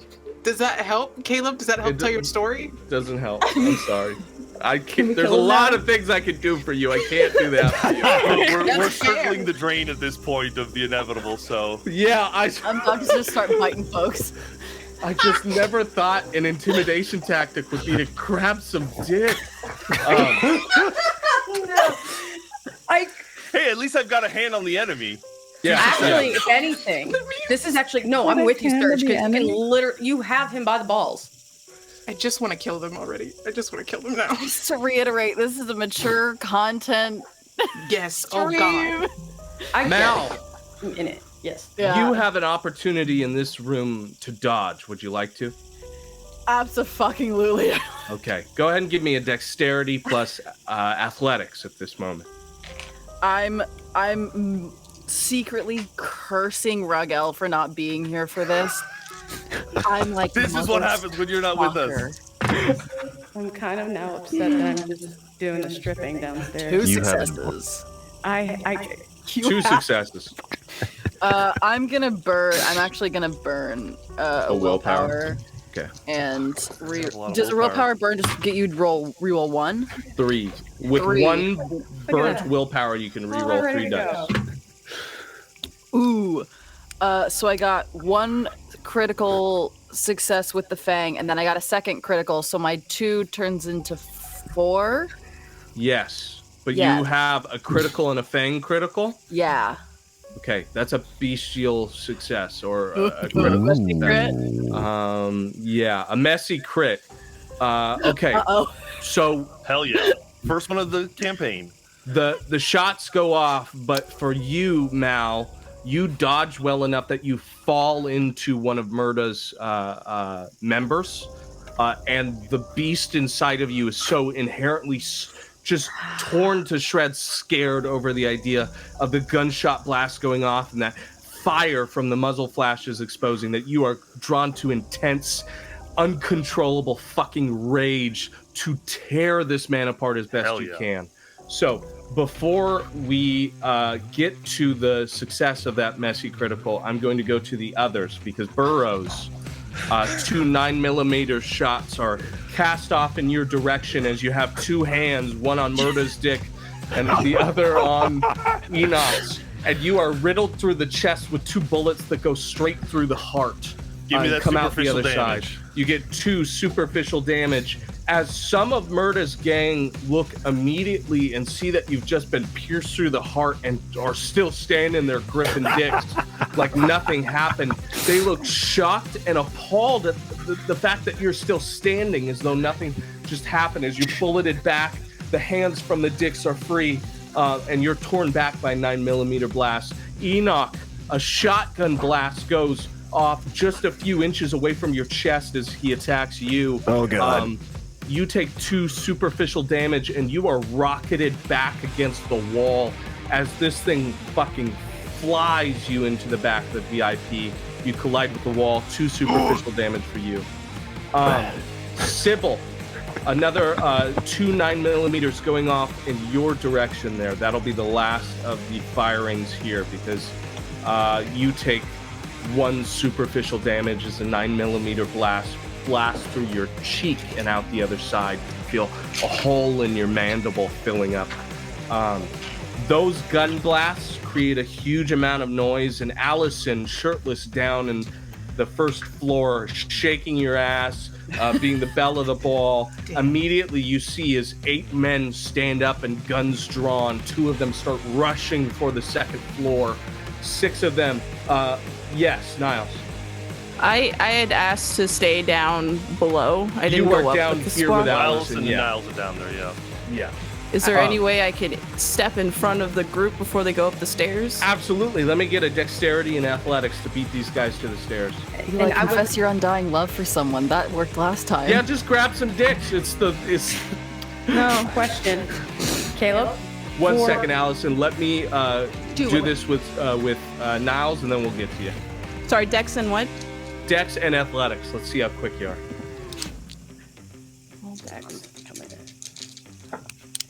Oh, you got it. 1 success. 1 success. Okay. Allison, what's your intention? Okay, so while doing the stripping and make-out show, whatever, I would have. Could I have possibly been lap dancing one of the black shirts at this time? Absolutely, yeah. Okay, so if I'm lap dancing, then basically I'm just gonna do a neck snap. Holy shit. Wait, did we kill? Wait, No, what you're killing? good. You're good. We're killing, Do right? your thing, yeah. Yeah. Do your thing. I'm just shocked. That's awesome. Give me a strength plus brawl. This has become Bordello of Blood. Yeah, yeah. I have a meeting after this. I have 2 successes. 2 successes. And That one- is. One. And 1-1. Okay. Yeah. Are you applying any disciplines to this, or this is just straight vampiric strength? Ideally, because I was lap dancing him, I would like to have a little bit of awe. Okay, so he's at least relaxed when this is happening. He's Right, not right. expecting it. And I don't want to Okay. break a big show. It's kind of one of those like like that kind of really. Oh, so this is stealthy. This is not showy. Yes, this is actually more stealthy. Okay. Like- Okay. Bring him in for a motorboat. Just So keep doing this across the dance floor. Obvious to death. You know what? If I'm gonna try my best to just start murking by. he does die instantly. Describe what this looks like as he loses his life. Okay, so basically, because I could see off to the side, I know shit gone south, and I could see Right. the gun. So the one I'm You can hear on. it. Yeah. Well, Yeah. so I'm gonna go ahead, take the back of his head, just shove him right in between the girls, kind of get a little, and I'm like, okay. And while doing it, I'm gonna go like that, kind of subtly, Right. and then I'm gonna take, because he's dropped head back, I'm gonna take him and kind of just close his eyes on the way down, like he's passed out, knock his beer over, be like, oh baby, you're getting too worked up. Also, if he has a gun, I'm gonna take it. Got it. Yeah. You snap his neck. The life leaves his eyes, and he falls back into the chair. You search him through, and you do find a 9mm pistol, like a Glock, in the side of his waistband. But pulling it back up, you make direct eye contact with the bartender across the way, who just so happened to see you just snap a man's neck. And you can see he's reaching for his gun. You just pulled your Glock. We'll decide that just next. Niles, with your 1 success, you just meet 2 of these men trying to move up the second floor there. Is there any action as you guys are basically chest to chest to prevent them from getting up the stairs? What's the move? There's 2 of them. Yep. You've got 2 hands, Niles. 2 hands. One for each. Yeah, I'd like to. Yeah, I'd like to. Chest punch them. Okay. And I'm hoping to cause like a blockade in front, so it's gonna take a little bit of time, narrow it down so I Right. can take on how many people. Now, my question here is, how inhuman is this chest punch? This is a room of about, you'd guess, 25, 30 people. A lot of them just trailer trash in off the road. I'd like to not punch through. But I'd like to hard enough. Understood. if there's a balance. Sure. There's always a balance to these things, aren't there? I hope so. Go ahead and give me... Meta moment. Eli also crushed someone's chest last time we were in a club. That's what I'm saying. There are some things that have to be done. Strength plus brawl. My favorite pool.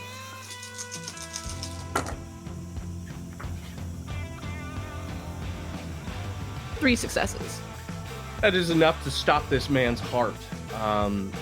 What does this look like as his life ends from a single fist to the chest? I just square punch him, and I'm just watching him as the lights leave his eyes and let him collapse right in front of me. He dies confused. He looks as though he never saw it coming, and he can't fathom what's happening to him. And you can see him asphyxiate as you can sense that your punch just stopped his heart. And he claws for air at his throat and then chokes out, falling to the floor in front of you. The man next to him looks stunned in response to this, looks down at him and then looks up at you and is fucking terrified at what he just saw. And women are screaming off the side. Crystal has leaped off the fucking front stage as these guns are drawn, and some of them are pointed in your direction, and the bartender's pointed now at Allison, and the first floor has gone to pandemonium as much as the second. We come up to the second with Burroughs and Enoch. Burroughs, let's start, and with Sybil. Burroughs, let's start with you. What's the option here? You've been shot twice through your unbeating heart. Your hands have been de-gripped from dicks, and you're free to operate in this room. Murda is looking at you with this insane glint as he's reaching for a submachine gun he keeps at his side. Never losing my smile even through the gunshots and stuff, I'll just say, "Oh, Ricky sends his regards," and I'm gonna grab his nuts again and rip them off. The old dick twist. The old dick twist. Gotta give it to You know what you got? Brawl plus strength? What do you think? Brawl plus strength, All right, baby. here we Hell go. yeah. If you got any discipline to pump into it, I would. Discipline? Maybe something like Potence. I don't know if you've got it. I don't. I've got presence and dominate. That's about it. God so bless, baby. It's just a good old-fashioned Here we dick go. twist then. 3 successes. Beautiful. Beautiful. Yeah. Murda looks absolutely shocked. He goes, "Who the fuck is Ricky?" And as his balls are removed from his skin. Look, As he has like leather pants that I like rip off. Everything is pulled away as you're firmly aware that you are gripping the disembodied remains of whatever you have pulled free. And he Can grips. I lick it like a popsicle? No. Please don't. Jesus. Again, a very mature Yeah. stream. Please take care of yourselves. Am I able to do anything other than just kind of move behind him so that he becomes a body shield? Like, Yeah. if I have the action to hold on to him, I will, but otherwise I'm just getting out of the way of gunfire. You absolutely do. You grip behind him. You're using him as this bodied shield as you sort of elbow around his neck. You become acutely aware that he's sort of leaking out the bottom of his self. Like he's now dripping everything that's left of him through this vacuous hole you've made in the center of him. And you can feel as he's like struggling to realize what's happening as the blood is leaving his body and he's in this state of shock in your hands. And he's grasping at your arms as you've just displayed complete dominance over a man who will never know why he died this way. Beautiful. Enoch. How many other guys are left in this room? There were 6, with Murda slowly dying and aspirating on the loss of his genitals. That makes 5. And there's also the man outside. The man outside that we pulled in with us? That he shut Yes, the door yeah. behind and, was locked behind. So he is out in the hallway, presumably trying to kick down the door in a few seconds. All right, we got 6 guys in here. Are they like clustered? There are 2 off by the bar and 5 in this booth around 2 innocent bystanders. Well, we don't give a shit about the innocent bystander. Yeah, of course. I wouldn't. Yeah. I'm gonna. And think of the 5 as having small arms, and the 2 off the side. Those were the ones who shot you with the shotgun. All right, I am going to cackling like a madman, charge at them, and I'm just gonna try to give them the full Abernathy. Beans? Wait, are you talking to the people on the table or the shotgun guys? The shotgun guys. I'm shotgun charging guys, them. right? Trying to, just give them that crazy guy dead weight. Absolutely. Okay, go ahead and give me a strength and brawl. See how this goes. 5 dice.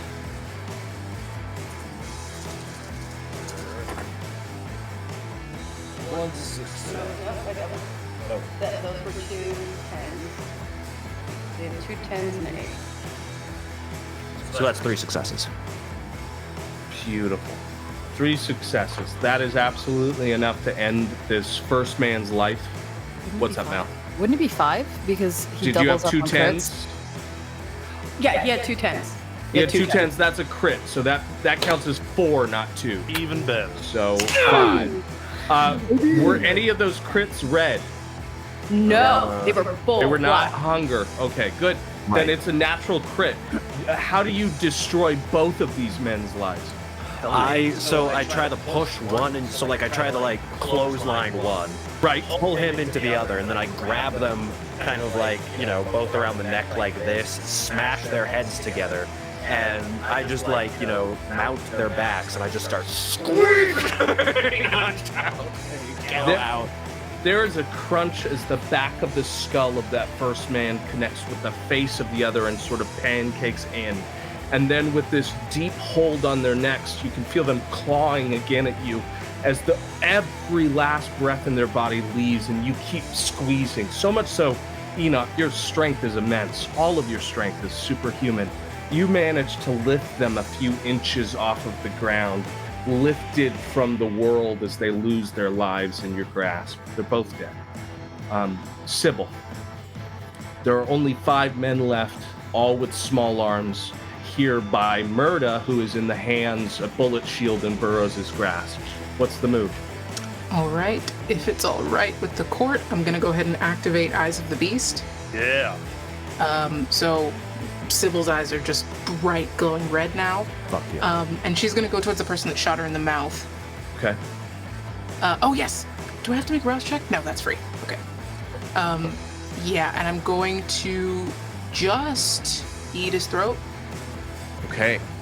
Now, Eyes of the Beast, what in specific does that do for us? Everything that it does for us. So it's really good. I can see in the dark, but also it adds 2 dice. It adds 2 dice to an intimidation roll, which I don't want to make this turn, but just in case. Okay. Last as long as I want. And bites do an extra 2 points of damage. Is that also the one that can tell you whether someone is a vampire or not? Sense the Beast is that one. Okay, never mind. Okay, yeah, you reiterate again what we're doing here, just so I can tell you what we're rolling. Sorry, I got mixed up there. You're good. I think at this point, Sib's hands was still around, John's hands around Murda's dick, so she backs off of that and then goes to the person that shot her in the mouth. Eyes flash red, and then she just grabs him by the shoulders and rips Bites. back. That's right. Okay, so this is a bite attack. We have some rules for that. Let me find it. Caleb, Bite just attack. Bring yourself just a little bit closer to the mic, or bring your Sure. mic a little closer to you. Yeah. How's that? Is that better? Maybe back off just a little bit. Yeah, now you're good. Okay. Yeah. How's that? Beautiful? That's good. Yeah. Okay. Okay, so a bite attack. We're going to do strength plus brawl, and you're going to minus 1 dice. I suppose it's not as good. It's a little peaky, huh? Your Eli? gain is insane. Maybe What about turn the now? game down just a little bit. How's that? It's good, but now you have to get close to the mic. Okay. How's this? Better, Are we yeah. as long as beautiful? you- We're beautiful? yeah. On Okay. that. Sorry. No, you're all good. Okay, I had to spend an extra willpower, but that is 5 successes. Very good. Yeah, that's going to be more than enough. Are you drinking this man dry? No, I'm just ripping out his throat. She's actually consciously not drinking anything. This is You're just eating him, essentially. Yeah, she's just okay. ripping and then spitting out Hell yeah. Beautiful. Yeah, you end this man's life this way. You pierce through the jugular, and there's this big spray as the room is doused in this blood, the same as you are, and it starts to drip onto your clothes. It is just viscera everywhere as this man, again, claws in at what you've done and then grasps your face as if begging for you to stop, begging for any of this to end as you demolish this man. He's dead. There are 4 in the room. We go to Mal. Mal, your critical success. This will be the first, and then you can act again because this will be your second action. Oh, hell yeah. How do you end the man that you fell into? That beast is speaking to you. That voice of the La Sombra is telling you what to do. What does this man's death look like? I think from the outside, the shadows flare around Mal, and then they're just gone. That man is in a corner somewhere, slumped, throat ripped out. I'm gonna try and satiate some of my hunger and just drink this fucker dry. Yeah, absolutely. You abandon this man's life, and you drink everything that he is, enough until he's gone forever. Go ahead and slake until 0, and we'll say that you're fully fed. That the beast is very happy with you as well. We'll deal with the ramifications of that later, of course. Naturally. Now, let's go through to your second action. You've fallen into this man enough that you had a moment to just drink everything that he was, and now you're left with three people left in this room with small handguns. They're backed up against these women that, if you were any other person, you would realize you're the villain here. They were desperately trying to keep these women alive. They're terrified by what's happening to the others. They're fucking priming their guns. They're wishing for this to be over as I think it's the 4 of you, right? The 4 of you start to crowd these people into the corner of this booth as they shake their hands on the grips of those Glocks. What's the move? I would like to use... Oh, where is it? Potence and do... Shit, where is it? I think it's Lethal Body that makes me stronger. Lethal Body does make you stronger. Let's find out what it does for you. Or maybe it's Prowess. Lethal Body. Yeah, it's part of Potence, and I think it's called Lethal Body. Yeah, can cause serious damage to a mortal capable of tearing skin and breaking bone. I think I just want to rip the gun out of one of the dude's hands, and maybe his hand too. Who knows? Okay, yeah.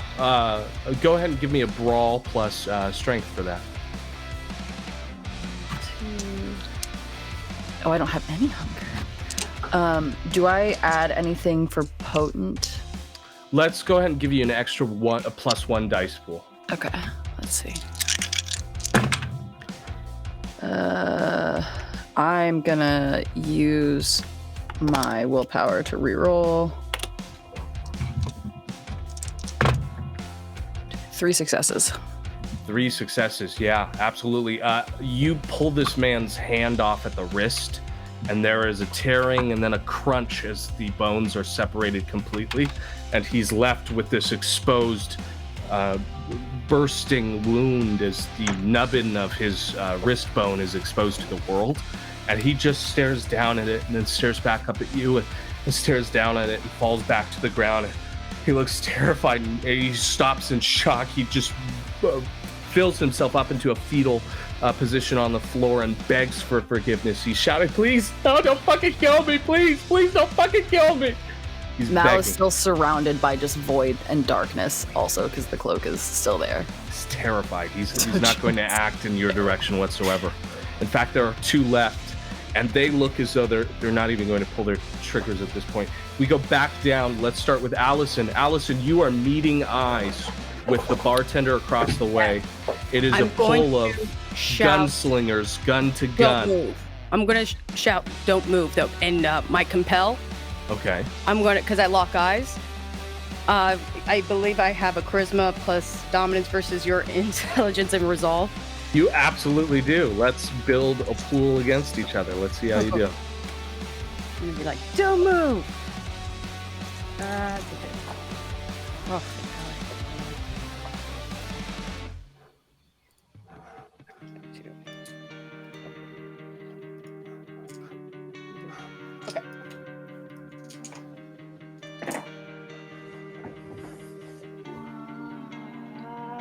Oof. Out of all that, all I got is 2 successes. 2 successes. Okay. Well, with his no successes, you still manage to convince this man that he should listen to you. He stares you in the eyes, and he had just pulled that 9mm in time to prime it against you, and you were maybe within a few milliseconds of having it shot in your direction, piercing through your skull, but instead your very word stops in his mind, and you can see him freeze, almost shakingly so, in that position as he's transfixed into your eyes, and he's struggling behind a body he no longer has control of. The only thing in motion is his eyes, as he is no longer himself. He's yours.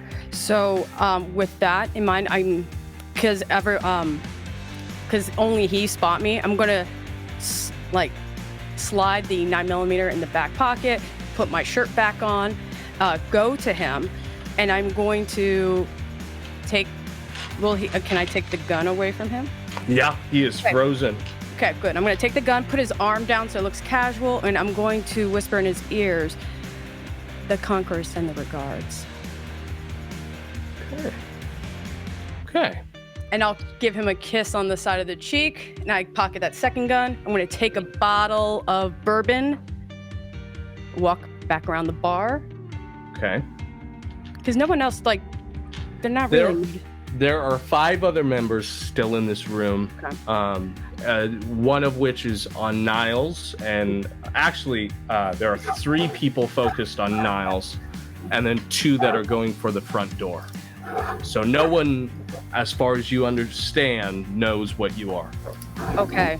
I don't know if that's the end of my action. The only thing I want to do is head We'll say that with that Conqueror's message, that's the end of your action, but you can move if you would like. I want to start heading towards that front door. Okay. And I know this is a lot. Is there any way I could just activate my silent to death so therefore they can't hear my footsteps? You can if you would like to wait to move until your next. I will. Yes, okay. I can do that on the next one. Perfect. Niles, you have 1 person directly in front of you, and 3 that are, I'm sorry, 1 person in front of you and 2 that are right behind them, sort of moving through that second floor. You've created this nice little wall with this dead man in front of you. How else do you want to deal with these guys? I just want to defend the position. If they're going to try to go upstairs, I'm going to be the one that stops them from doing that. Okay, so 1 is going to make a move against you. What is your move in response? Are you going to dodge out of the way? Are you trying to kill him before he kills you? What's the move? Is that the guy who's closest to me or somebody else approaching? Because I would rather grab the one guy and try to throw them to knock into the other 3 guys. Yeah, let me get a strength plus brawl.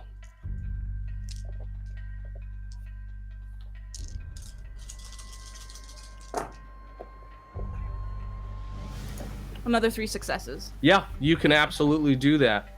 You toss this man into the group of 2, and you manage to sort of impede all 3. It looks like the first one might have broken an arm on the way down from the way that his limb extends out from his body on the fall, and dislocates in a position an arm probably should never be. The other 2 look fine underneath him, but he looks like the one mainly affected by that. Let's see. Yeah, he takes some serious damage from it. Let's move on to my second floor, folks. We'll start again with Burrows. Burrows up there on the second floor. So I've got Murda bleeding out in front of me, and anyone else who seems very alive. There are 2 that have all but cowered in the corner with the women that are left that were at Murda's side there. They still have guns drawn, but they look as though they've lost all morale to fight back. They're now just sort of cowering for their lives. I think I'm going to bring Murda over to them, and then probably just like punch my hand through his chest, and then let him drop. Would you like me to roll to see if I can successfully do that? No. Oh, with him in your grasp, you can do this. And as he drops, I'm just going to look to them and say, I suggest you get the fuck out. Okay. Murda dies as your hand escapes out the other side of him, and his last breath gurgles through with this choked sort of blood in the throat, and that fire extends out through your whole body. You are a wildfire, a flash fire. You are flame right now, and you can feel Ravnos here with you in the Boom Boom Club as you toss Murder off the side. And it's very clear that these two intend to take your advice. They drop their guns to the floor. Leave your wallets behind. What the fuck? I just tell them to leave their wallets behind. Yeah. He goes into the pockets, and they both fucking toss their wallets. The girls, half clad in their own, they're basically half naked themselves, but they go over and they toss their purses, and it looks like the two men left over are trying to sort of care for everyone left as the four of them go to move out the room. Does anyone stop that process that Burroughs has set up? No. They go to unlock the door. The door is opened, and the big bodyguard on the other side comes through with this submachine gun he had pulled from his belt, and he's going to take a shot Great. at you, Burroughs. Oh, shit. Jump on his head 3 times. Burroughs, unexpectedly having this happen, you take 3 superficial damage as you're riddled with bullets as this last man gets through the door. He primes his gun again to go for this big sweeping shot of the submachine gun through the second floor. We'll go to Enoch next. What I get for being a nice guy. Yeah, I'm sorry if I missed this, but the strippers are still in the room, right? They have left through, basically, imagine the 4 innocents that Burroughs has just let free. They go out the door first, and then Big Guy comes in after. I see. Right now, it's the 4 of you and Big Guy. Can I try to just... So he has the big, heavy machine gun. Yeah. Can I clock him from the side and just try to wrap up and hug his gun and just throw my weight into it? Absolutely, I love that. Let's get a dexterity and brawl to get yourself around him. Oh, dexterity and brawl, that is 5 dice. 1 success, 2 successes. All right, with 2 successes, you managed to get yourself gripped around him. You got him held tight enough that he won't be able to take a shot, but it doesn't look like it's affecting him so much as restraining him. I'll take it. Okay, cool. We're going to go from you to Mal next. Muted. Might be muted. I am. You're right. I'm an idiot. So the fellas, the 4 people that were in the back have run out. We've just got the big guy. We at least have him restrained, yeah. I'm gonna let Enoch take care of that. Okay. And I'm gonna go. How generous.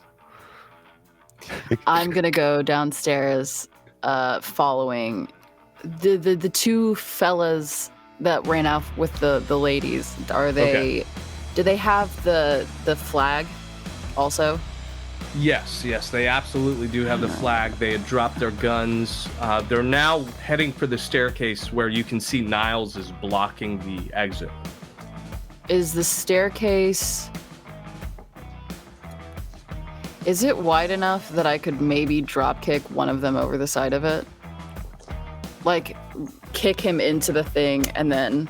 Fall over? Yeah, Yeah. Absolutely, yeah. Great. That's my plan.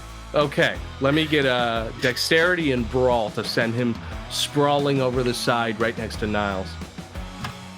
I'm trying to like kick him so that he doesn't encounter Niles. Yeah.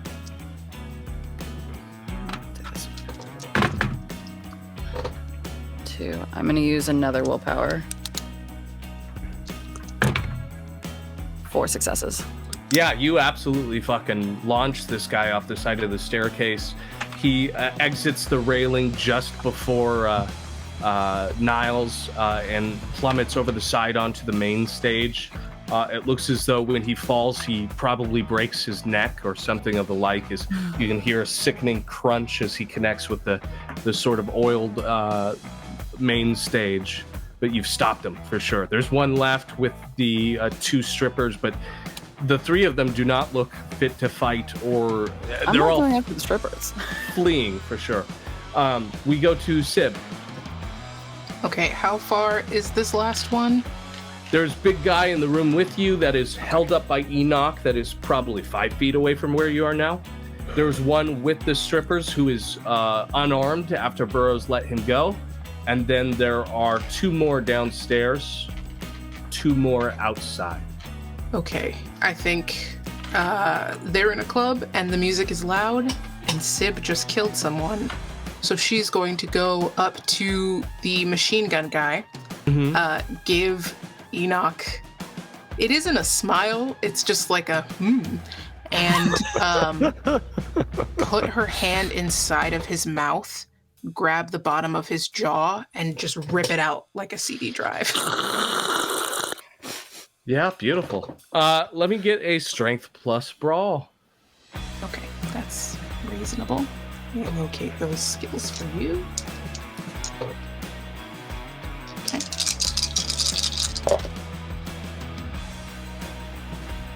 Four successes. 4 successes. You absolutely do this. You rip through, grip his mandible, and you can already feel some of his teeth crunching underneath your fingertips. And with a firm grip of those fingernails into the fleshy insides of his mouth, you pull and pull. And with 2 tugs through, he is now sans mandible. As you can see, some of this coat that he calls a face is now wrapped over the missing parts of his jaw. You have it gristly, dripping, and half torn in your hands. I'll hand it. I'll put it in Enoch's back pocket or something. I don't need it. The beast is incredibly happy with you. That voice, that bird that flaps around in your veins, he's very happy. Let's move on back down to the bottom floor, where we will deal with Allison. Allison, there are 2 leaving for the front door. You said you wanted to start Silence of Death. Yes. And you absolutely can do that. Does that require a rouse check, do we know? Let 2 seconds. Sure.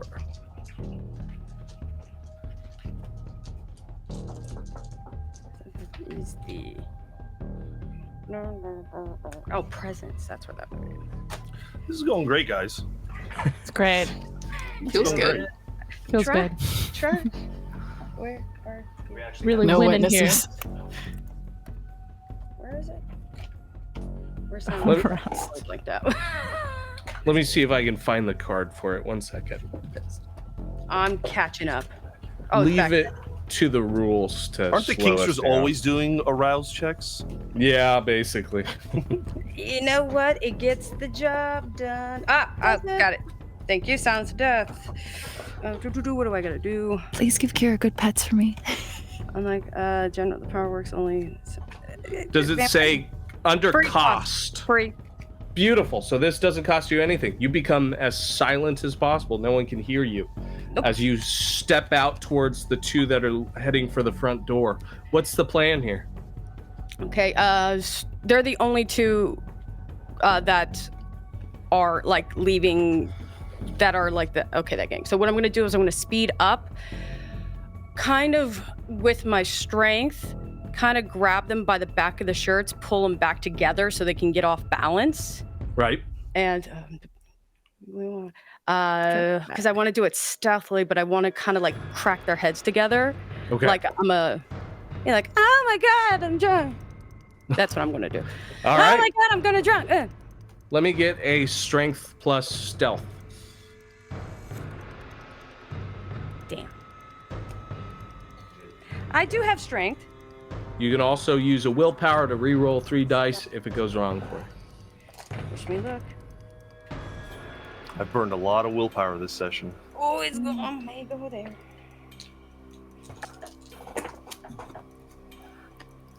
Willpower is, of I'm gonna course, do one more willpower. tied to a very important stat called humanity, which we'll get into later. Oh. Losses of humanity usually occur when you Okay. use unneeded I'm gonna do it violence on again. innocents, like people who have unarmed themselves for your entertainment. Okay, Oh look, my god! didn't know. Good thing we haven't done that though, so it's kind of Okay, irrelevant for you to share. I have 110, and we're just gonna leave it at that. Okay. I literally 110. so bad for those two. Oh my god. That is one success.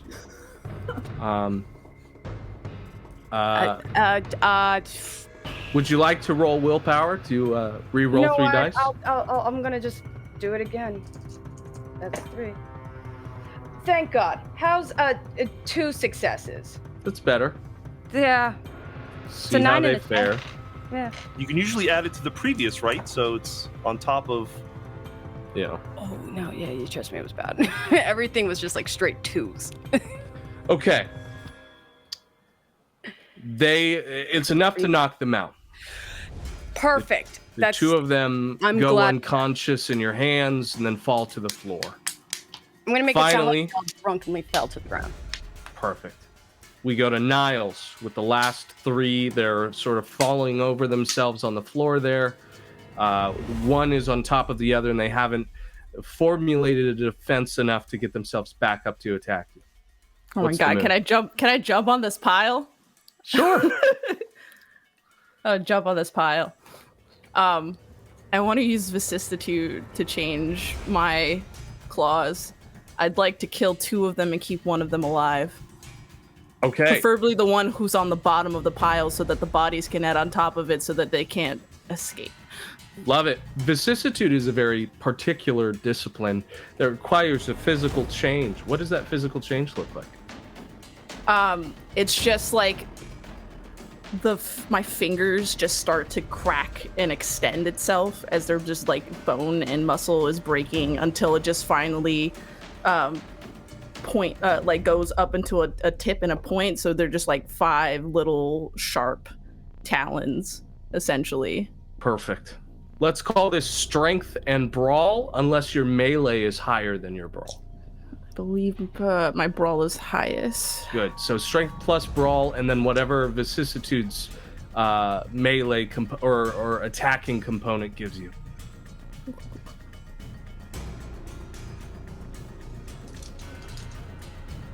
There's a very nice pool.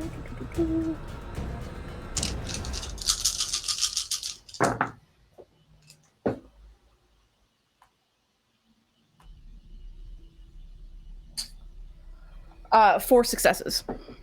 Yeah. Describe how 3 men lose their lives because of you.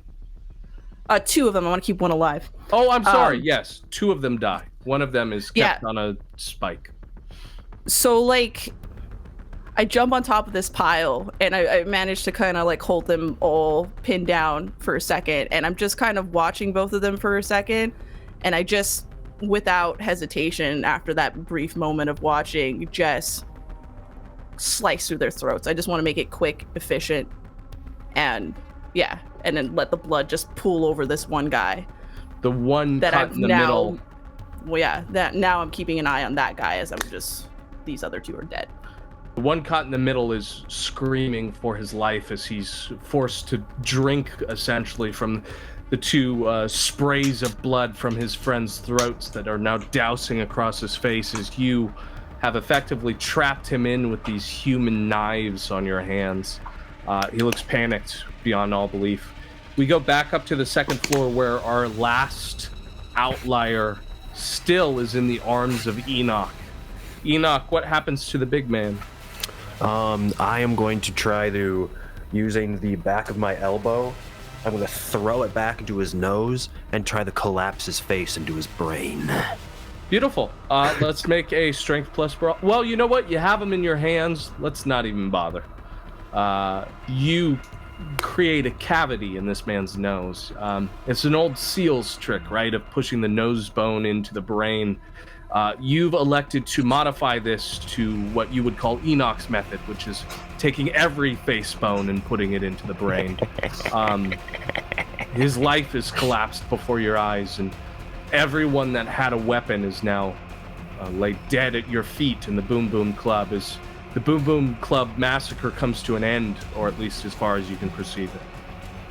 Yeah. We'll call this out of combat, and we will call this a break in the stream, so everyone can go use the restroom, refresh their drinks, and think about what sins we've committed.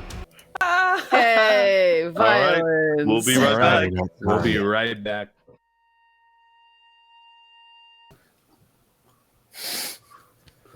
Welcome back, everybody. I hope that we all had some time to think about the things we've done. No regrets. Good. Regrets are important to reference, and if you don't have any, then that's fine. So some people don't have scruples when they pull a man's jaw square out of his face or remove his genitals post haste. That was natural. That was always like that. We have We just found it like that. That's true. And they had it coming. They did crime. They always have it coming.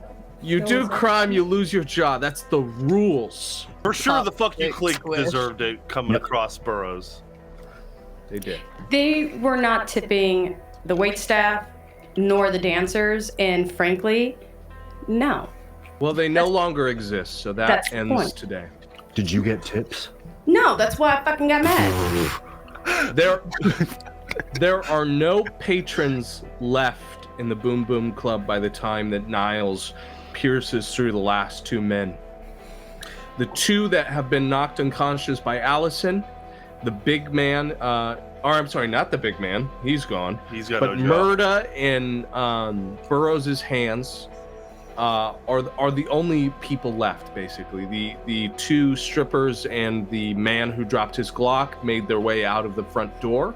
The bartender is nowhere to be seen, and all the innocent patrons left over from that aftermath, the 10 or so people, have made for the front door in a manic dash, a huge run out of the room, where they will inevitably move to call this the Boom Boom Club Massacre and speak of its name everywhere. Burroughs, you had a question. Burroughs just like immediately kind of, just kind of gestures to the others with no one in particular in mind. It's like, just start collecting the cash. I'm going to start just going through wallets, and I'm going to pull every dollar and cent I can pull off these people. Yes. Allison, did you have something? Can I go to the office to see if there's any security cameras? Yes. Okay. Let's start with Burroughs. Burroughs, you check the bodies in that room. A question for you before you steal from these dead men. Murda, he is still breathing. Jesus. In a daze. He is slowly bleeding out through the gaping wound in, you know where. I'll remind you, I also kind of punched my hand through his chest, too. Oh, I'm so sorry. Yes, he's on his last dying Gotcha. breaths there. Is there any attempt to keep him there? No, all I'll do is I'll put him in my hands, kind of cup his hand with mine, look him in the eyes and say, "You've got a chance, my son. Is your burden heavy as you bear it all alone? Does the road you travel harbor dangers yet unknown?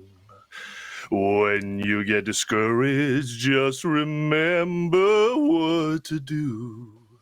Reach out to Jesus. He's reaching out to..." And I just snap his neck. Yes! Yes! Loses his life in front of you. Looting That's his what I want wallet, to you know. gain $650 Hell just yeah. about. And looting the rest of the wallets, will say, all in all, you come to about lump sum, including that $650, you're probably around $1,000. It does look like there is a safe on the left-hand side of the room behind the makeshift bar cart, as you kind of call out for someone to go secure the money. But we'll move down to Allison real quick. Allison, you're looking for an office on the first floor where there may be security cameras, and you absolutely find one. moving inside, you find sort of a makeshift, like off the stage area that's very small. It's like small enough for one person to stand in, but it's a layer of like a server block, and then a home computer that is this dingy old monitor that has some poorly executed, grainy footage CCTV cameras on them.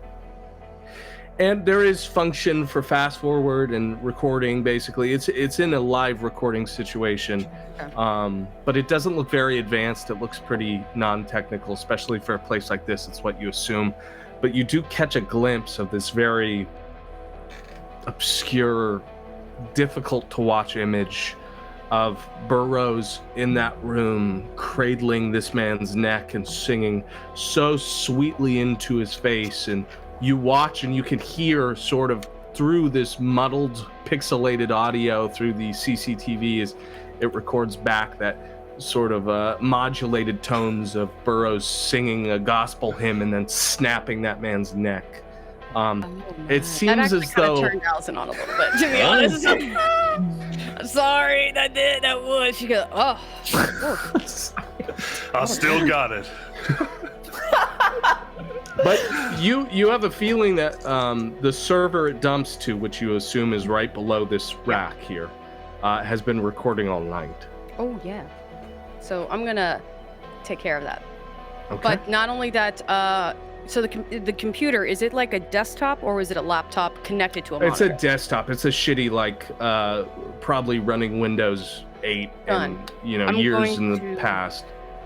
You would probably maybe taught me this because Command A, I'm going to basically just not only erase it, but I'm going to snoop. Yeah, I want info. I'm going to like any kind of files. If not, I'm just going to take the desktop and just like any server or anything like that. Rip it, break Good it, idea. smash it. But I will like to take the desktop though, just in case. Oh, just the hard drive? In your preliminary search, Yes. go ahead and give me a technology plus That's fair. intelligence. Oh, not total shit. Enoch's been giving you lessons, taught you how to get to your Google Drive. Well, I might have accidentally done a couple of things just as punishment. Don't know what that means. Don't Yeah. want to know. I got 1 success, a 9. This is sort of over your head. It looks like That's you get fair. through to a password protected folder on the, and you're like, oh, fuck this. I'll just have boyfriend do it. Exactly. But you stash the hard drive. You have that Fuk U Clique hard drive with you. The rest has been smashed through. It becomes a mess of wires as you destroy the whole system and make sure no one's going to find any CCTV footage of what the new gen has been up to. Is there money, safe cash bags nearby since it's an office? Not in this room because it's like just off the first room of the stage. It looks like this is where you HR the girls and things like that. Let's Perfect. go up to Burroughs first, who I think was waiting for me. I was just, as soon as I see that safe, I would just point it out to Enoch and say, buddy, I got a hell of a puzzle for you if you're interested. I'll point him at the safe. I'm sure I can figure it out. I believe in you, boy. Good. I actually have no idea if I can figure it out, but I'll give it a shot. Perfect. So then we'll go to Mal now. Mal, you had something? I was just a logistical question. Do vampires have fingerprints? Do vampires have fingerprints? Yeah. Well, in life you had fingerprints. Sure. So in death, you absolutely have fingerprints. Cool, because I'm notably missing and or dead. I think Mal is just gonna start like scrubbing their hands on like people, anything they touched, they're just trying to scrub their presence from. Okay. And like pickpocketing little trinkets or whatever as I go. Sure. Let's go ahead and do either stealth or streetwise with your wits. Whichever is higher for your stealth or streetwise. Stealth, I have nothing in streetwise, so 1, 2, 3, 4, 5, 6. And if my hunger's 0, I don't have to roll any hunger die, right? Yep. Okay.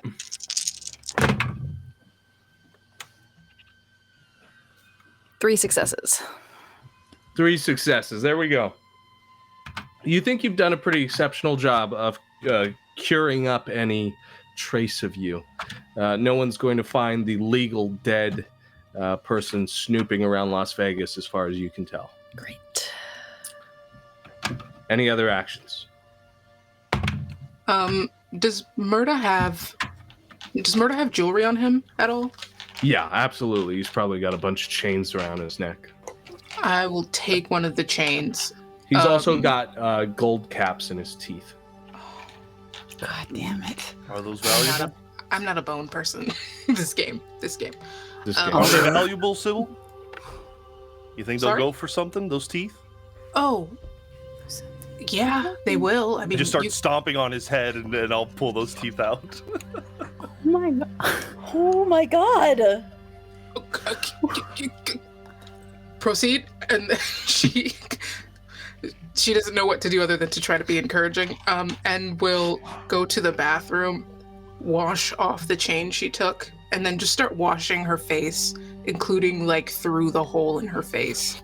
And then quickly responds to the comment on Instagram to sort of recenter herself, and just say that she's been hanging out in a different scene, but she's not too far. And then go outside. There was a moment staring through in that mirror, and placing through 2 fingers in the hole that's now been made in your cheek, and feeling in at the teeth underneath and realizing that you removed that piece from another person tonight while he was still breathing, while he was still looking you in the eye. And for a moment, it feels difficult to even think of how you could tell another person that this is your life now. Because of that, I want to engage with the idea of humanity. What? No. In Vampire, we obviously are fighting desperately to be what we started as. Mortal. We want to attain humanity, or at least keep it for as long as we can. Sometimes that becomes a little difficult when we're looking at morality, how we treat other people, and even worse, when put up against touchstones like yourself, Sybil, it can be harder to keep strong to it when you realize you're breaking promises you made to people you cared for. I want to see just where your mind is at. Let's make what is normally a frenzy test and see where you're at. Cool. So that's going to be a third of your humanity rounded down. Cool. Plus your willpower. And that's unmarked willpower. Oh. Meaning that it's your max willpower, not how much you've spent. Okay, cool. Okay. Got it. Okay, it's a pretty big pool. 1, 2, 3. Ooh, 1, 2, 6 successes. Luckily, I put this humanity loss at a 3. So for now, you still feel in touch with who you are. But the things that you've done here will carry with you. And you're reminded again that you used to be a person. Someone who cared about people. Someone who wanted to do good things. And now you're whatever is left in the Boom Boom Club. Let's move on. We are moving towards the safe with Enoch. Yep. I am not gonna tell anyone that I've never cracked a safe before, but I'm gonna pretend like I know exactly how to crack a safe. Of course. And I know, like, I have a, intellectual understanding of how the pins and lock works. Right. You tried this once before on the briefcase, and that worked out great. That was me. You remember what I did? It was like, just remember what I taught So you. I'm gonna like press my ear up to it, like I've seen everybody do in movies, and I'm just gonna grab the dial and I'm just gonna kind of start like twisting it until I hear, like the distinctive click, and then I'm just gonna keep going through that process as best as I can. Let me get a larceny plus dexterity. Good God, how did I not take points in larceny? It feels like an Aaron stat. It feels against nature that you didn't take larceny. The stat. Well, that is out of the 2 dice I have. That is 2 successes. A 7 and a 9. Pretty good. You almost look like what you know what you're doing, but the clicks do not lead anywhere. There's no sort of final conclusion where the safe opens for you. Can I Do you fucking feel like- punch my way through? Sure, absolutely you can. Go ahead and give me a strength plus brawl. This is also gonna go great. Jesus Christ. Burroughs, you're watching. He had a Yeah. little trouble the first time through. He went through 2 rotations. You're like, oh, maybe he's got it. Then he rears back and And he's just like fucking like punching it. What is this kid doing? So that is 4 successes. 4 successes. Absolutely. You manage to dent it in so far that it breaks off the other hinge. I mean, it's a safe, but it's not Fort Knox. Your hand sort of pummels through, and you can feel as pieces of your fist sort of peel off from the knuckles. And it caves in off the other side. So at first, that very clinical movement of the lock picking, of the safe cracking looks like, oh my God, Enoch's got it. And then fuck you, through finally brings you in. And there's a whole lot of fucking money on the other side of this thing. Ooh. There, I solved it. How much you count, Enoch? At first glance, it's exactly... He looks through, there's a bunch of piles of unmarked bills, there's jewelry, there's gold, there's all sorts of different What kind things. of jewelry? I think rings and watches. A lot of like Rolexes and expensive professional watches that were probably nicked off of like Fremont Street. Are or there the any Strip. like you mentioned rings? Are there any like necklaces? Yeah, there's some pendant necklaces that would look nice on a chain and could absolutely be taken. Are you looking for anything in particular? Maybe I can tell you whether it's here. I am just looking for something that's going to accent Allison's clavicle. There's plenty of what you can only assume are rich people come to gamble with their very, very rich husbands. So Burroughs will also grab one of the stacks and put it into Enoch's chest and say, "Get yourself something nice," and I'll start pulling out cash. all told, everything within the safe amounts to something around $11,000 as a prize. Damn. That's Hey, a if no small one's gonna fortune. complain, I'm gonna take at least 8. Hey, you gotta get that. You gotta get baby Exactly. blue fix. Yes, yeah. That thing took some serious damage. So there's $3,000 left to disperse amongst everyone else if you want. And then golden jewelry. And I'll take a ring for sure. I'm gonna take whatever the gaudiest, shiniest ring. Kind of fit it on another finger. Plenty of Burroughs level rings in here. In fact, some of them look like they were probably grifted off older gentlemen to begin with. So they're definitely in taste. I will say that there is also a Nokia cell phone in there. Not powered on, but it looks like some type of burner. Interesting. I mean, unless Enoch notices it, I think Burroughs will grab it. Yeah, you can take it. I'll take it, and I do want to point out maybe a moment of humanity, like thinking about it, where as I put the rings on and I take the phone, I look down at my hands covered in blood, and Burroughs doesn't feel that guilty because these aren't good people. Good people deserve to live and to be fought for. These people are trash, and they died like trash. And regardless of what happens with a humanity roll, he feels good about what he's done. Right.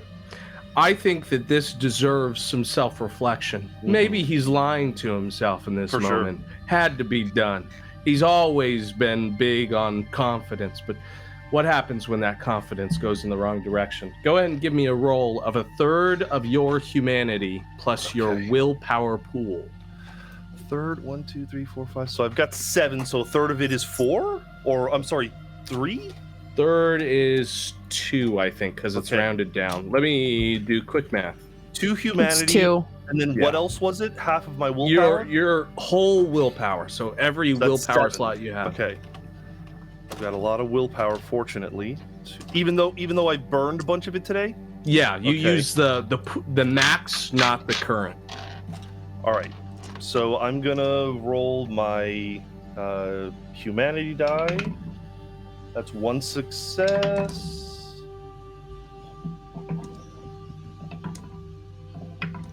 Total of 4 successes.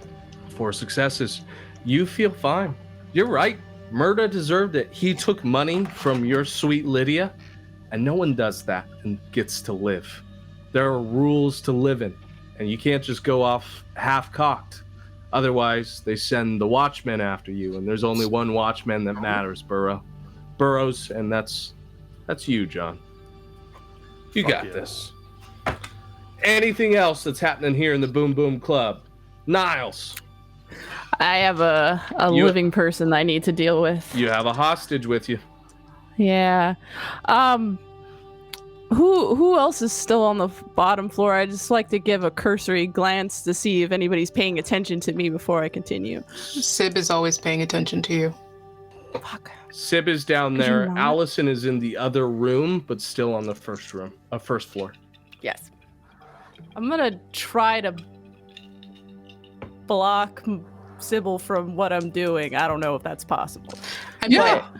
I did go in the bathroom if you want to try and do this while I'm in the bathroom. I'm gonna try to do this then when Sybil goes into the bathroom. Okay, what are you doing exactly? I want to use cloud memory. I'd like to obscure this guy who is alive's memory to believe that it was the Conquerors who came walking in here, guns a-blazing, killing everybody. Okay. Yeah, let's do this. How do we mechanically go through that one? Does it have a roll on there for that to happen, or is it It's instant with mortals?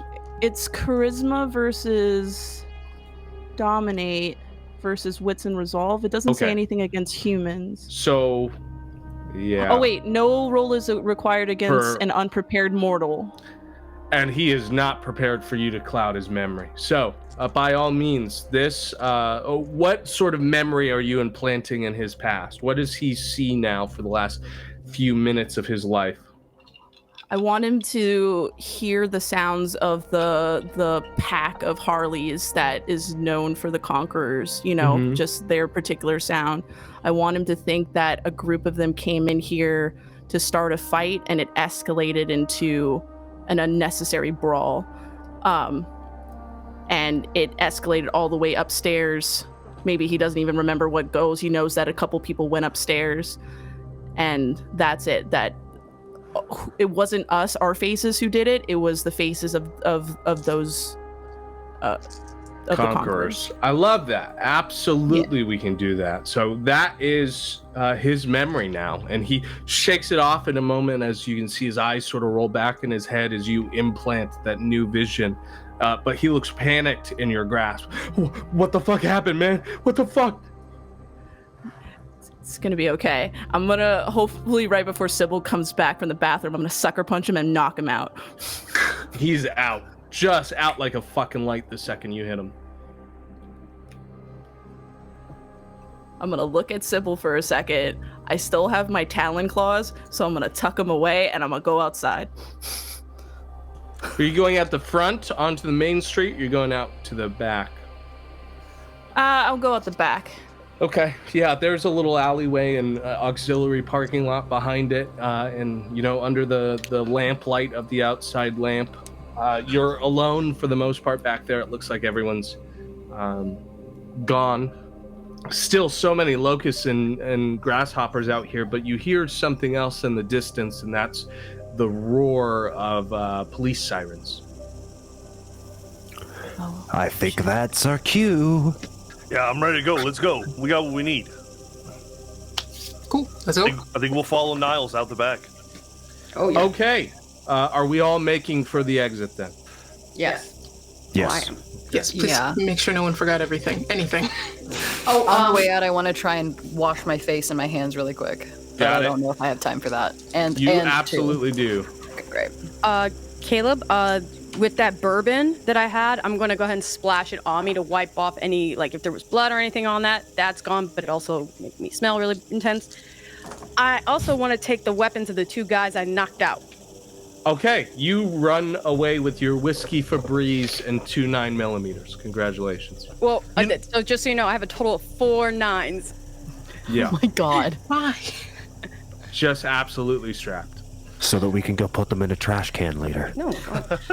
I also want to activate Shadow Cloak so that I'm hidden as we Okay. go into the night.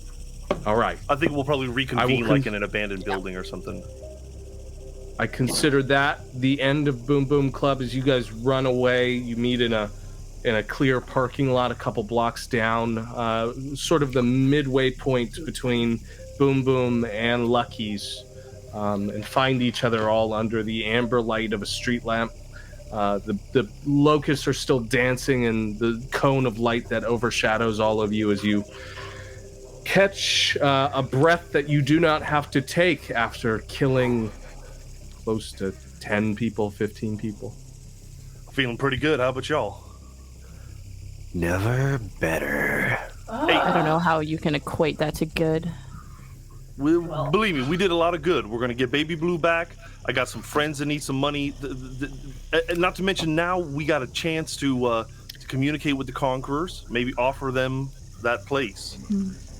That's Looks like you're that is coming up with a lot of wins, bros. I would like to just state for the record that I did not fuck shit up. I saw your look, Mal, and I know you were waiting for me to fuck You up. did I'm great, babe. waiting for anyone to fuck up. I'm just I don't tired know, of 'cause these you're fucking locusts. Oh, okay. Yeah, we haven't talked about the locusts. Should we, like...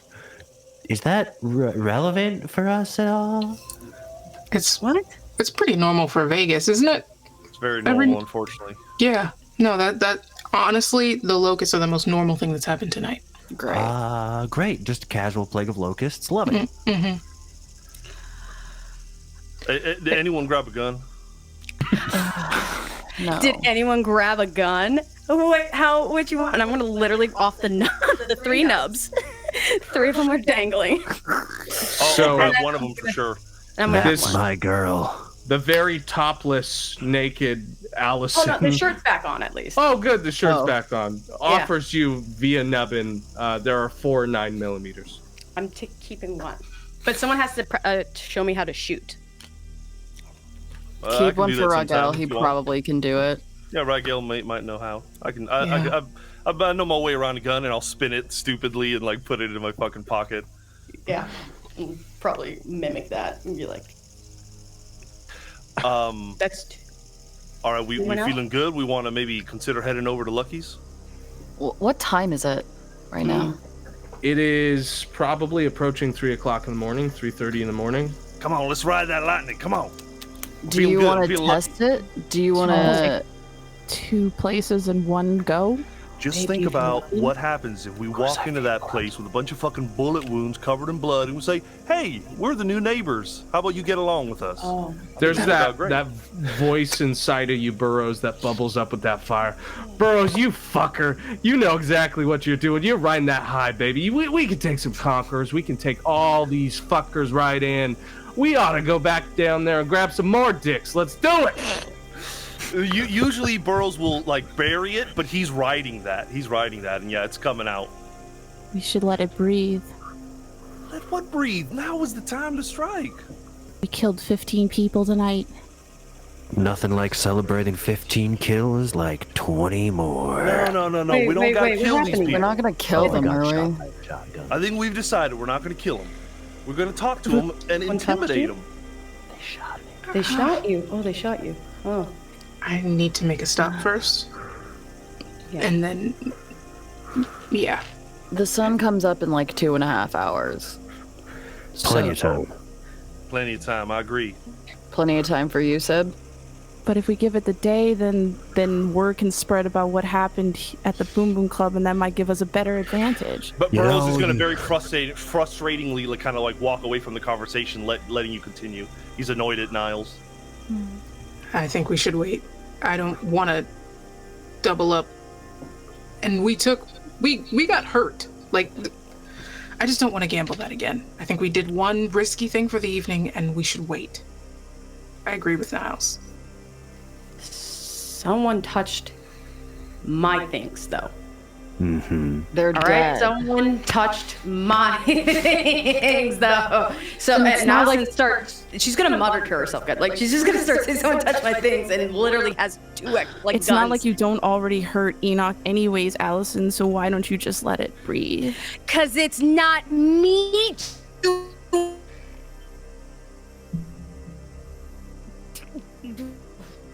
And I'm muttering and like literally hitting the. If there's brick walls nearby, I'm gonna start punching. You the wall. heard the lady. I'm getting really like anxious and aggravated. I'm taking a step back because I don't like this. Okay, this is what I'm talking about. We shouldn't go into another project with this energy. We need to take a break, have a debrief, and circle back. I'm sorry someone touched your things, Allison, but we'll get them back. We need time to stew. If anything, they'll get more scared and it'll be more satisfying when we rip their dicks off. Wait, the ones that touched your things are dead. They're dead. Oh, So, like, that's right. Also that. Okay. why are you? Oh my god. All right. Yeah. You're okay. All right. Maybe we're a little excited. You fine? We can take a nap. Do you need to be? Do you need to see the doctor? I could always see the doctor. Oh my god. Niles is gonna You're gonna grab their get bag. Yeah, Niles is gonna start grabbing their stuff and making motions to leave. Yeah, Burroughs, same. do you need to see the doctor too? What kind of doctor is it? Just private practice. Dr. Feelgood. I poke at some of the wounds in my chest, and I'll be like, "Well, I do have some fixing up to do."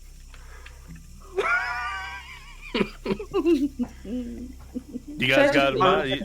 Oh, it's not. It's me. I'm literally asking if you want to join us. Oh, I think you actually thought I meant a real doc. No, that's not what I meant. Burroughs, for fucking. It's for fucking. Enoch, you cool?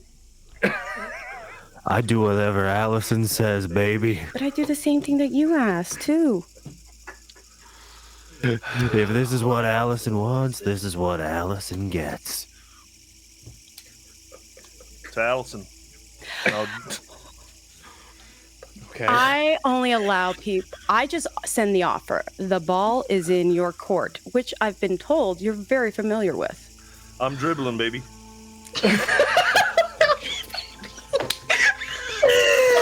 Okay, so it's settled. Anyone who wants to have an orgy, come this way. Everybody else, have a nice night. Sib sprints I'm in already the opposite gone. direction. Niles behind. I'm already gone. The gangers are gone. So, Oh okay. shit. I'm just saying. I'm a nurse practitioner by trade. The Kingsters and Burroughs begin moving in one direction. I hope that's all I have to say. Mal, Sib, More than Over my shoulder, I just. Okay. All right. fuck So- me too, honey. Soon. Um, Not a chance. we have some options here. You can either continue your night if you have something else planned to get done, or you can say you're going to sleep, whatever it is, but we can accomplish some business. I know Sybil has something, and then Niles is obviously trying to find a new haven, so I have those two. Mal, do you have something for me? I want to catch them before we get too spread apart. The gangrels. The gangrels. Okay. And Burroughs, Kingsters, do you guys have anything planned tonight that I need to describe, or can Nah. we just assume? Nah. All I want to point out is that Yes. the next evening, whenever he comes to consciousness again, he just will probably wake up next to them and just be so full of shame and regret and shock. You know, I think it's for the first time he realizes what happens when you let the beast take over. And Burroughs is a very kind of conservative guy overall, and this was a wild night for him. And he does his best to hide it, but he is really embarrassed. Understood. The next night. I love that. We Okay. Hopefully a little bit closer to Enoch now. Definitely and closer. Allison. And Allison. Yes, I would have had a candy stripe, thing at one point. Oh my Allison is just bringing us all closer together. This might needs become their the first temperature checked? X-rated actual play. Jesus I know. Christ. I thought Orpheus was like the horny cast. I had no idea. No, That was- mistaken. Okay. soft. With that being said, And other As Niles and Sybil go off in one direction, Mal, you are able to catch up to both of them. So you guys kind of have like an idea of what the fuck's going on at any given time, kind of, sort of. I look at Sybil. Yeah, I was gonna say I look at Niles. Okay, let me rephrase. You weren't trapped in a box for the last 2 weeks? Definitely not. Never. Great.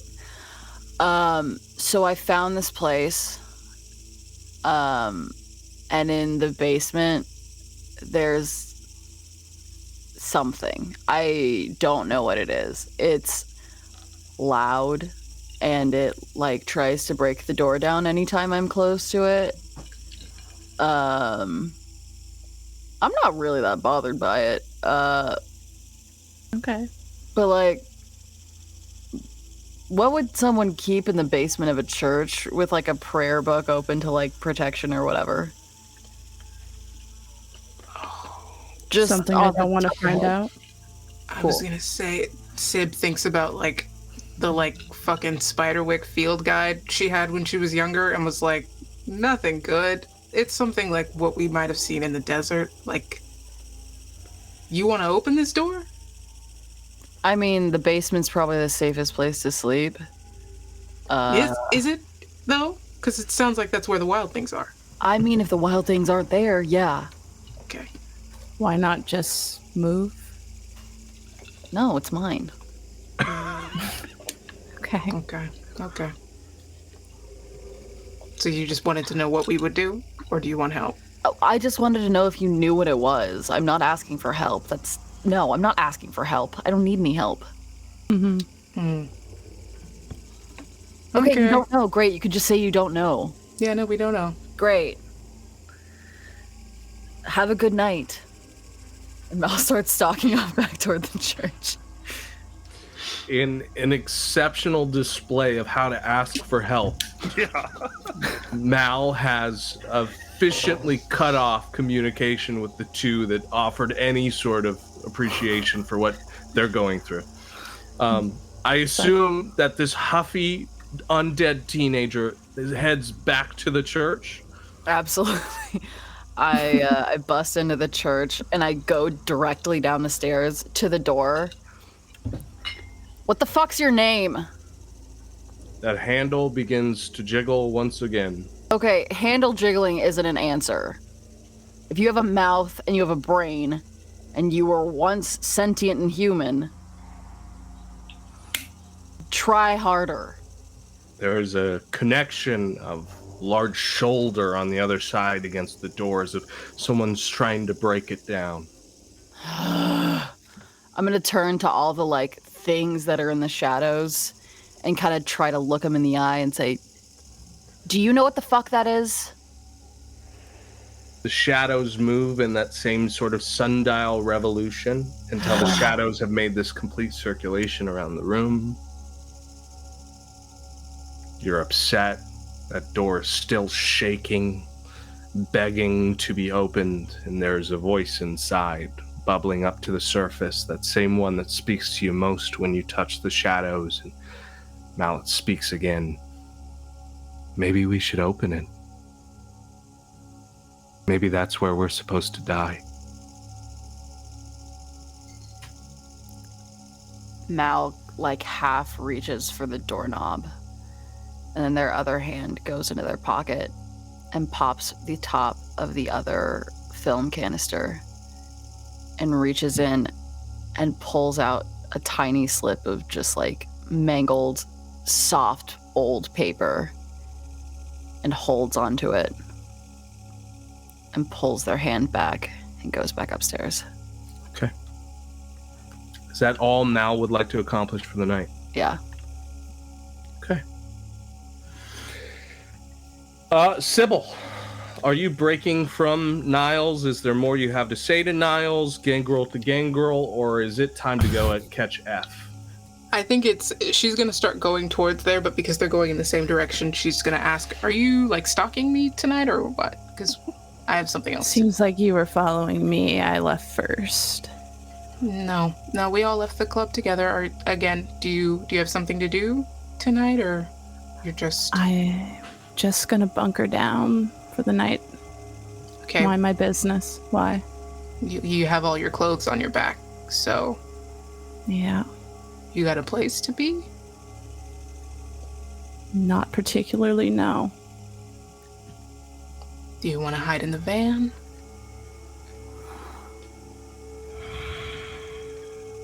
Frankly, no. It's kindred proof. That's nice. In the back. I don't like you, Sybil. That's fine. So I'd rather figure it out myself. Okay. The sun's figuring it out faster, but by all means.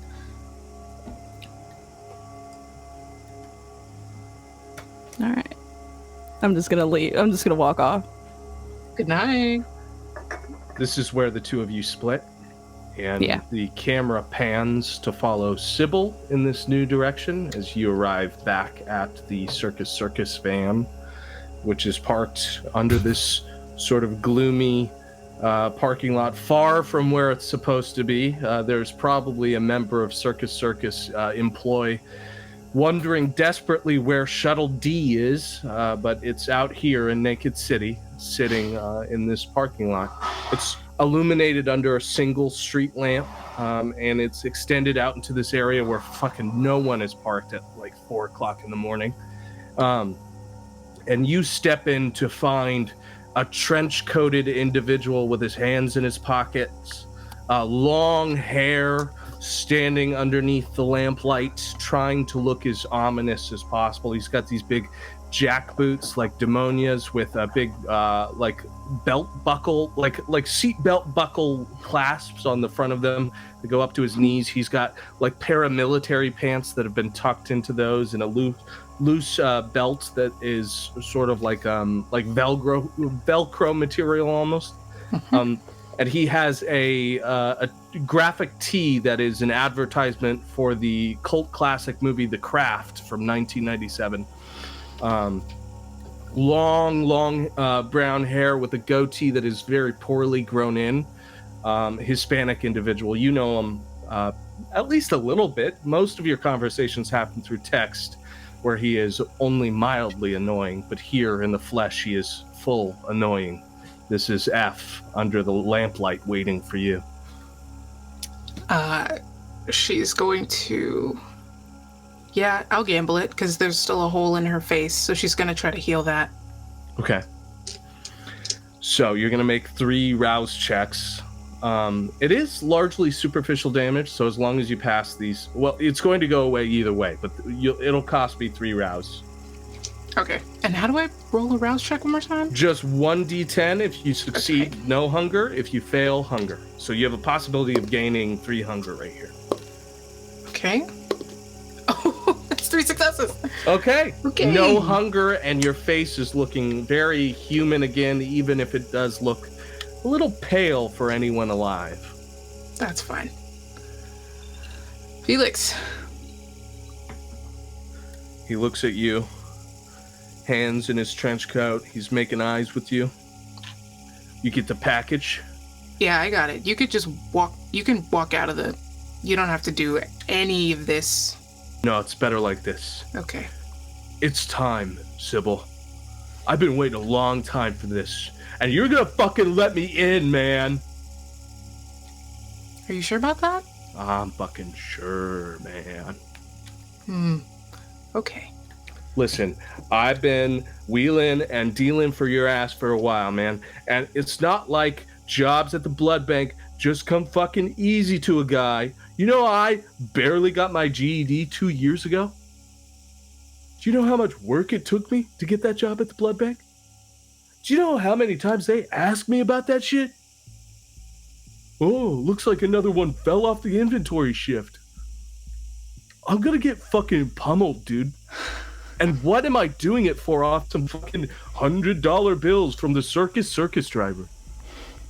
It's fucking low-life bullshit, and I'm ready for big time. I'm ready for fucking Grandpa Munster, bitch. Before I begin... Oh. What the fuck does big time look like to you? Look, I know what the fuck you are, man. Fuck, man. You can't be using that much blood for an art project. It's bullshit. I've read your poems. They're not that good. Okay. You are throwing out a lot of powerful statements tonight. You fucking got to if you want to fucking bite the world, man. I know what you are. Bite the world. Say it. Yeah. Okay, I've been talking to my homie Grease, and he's like a fucking supplier, man, and he thinks he knows too. We've been talking about like nobody. Why does Vegas need so much fucking blood, man? Why do people like you need so much fucking blood, man? It don't make sense, man. I know what this is about. I know it.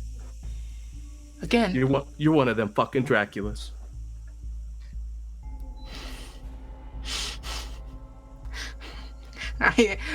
There's so many things. I think it's the dig at the poetry that gets it. She's going to put her hand on his clavicle, actually, and push him against the van. Not up close, just push against the van. Oh shit, man. I was just fucking... I was playing at those jokes, man. Grease told me if I was rough, maybe you tell me, but we just want to know, man. We just want to know we're fucking nothing, man. We're nothing. Mm-hmm. Tell me about Grease, Felix. I don't know. He just got into the blood game. He started throwing out fucking money like nothing. Like fucking nothing at the bank just for some extra bags. Way more than you give off. Like $1,000 a bag, man. I could have passed it down. And then we got to talking, and he helped me put some things together, man. Like some things about you. Like what? Like what? What did he tell you? I mean, he opened my eyes, man. He brought it to the light. Why else would you need so much of this shit? And it makes sense why you look so fucking dead all the time. And like, I'm just struggling to find any other answer than maybe there's some truth to it, man. Why would he just say something like that offhand? You gotta let me in. Did you ever think for a moment that if you're right, let's just say, let's play around in the space, you and Grease are right, that I'm not doing some sort of art project with it, which I am. Yeah. And we're doing something spicy with it. Getting you in, did you think that would be a threat to your life at all?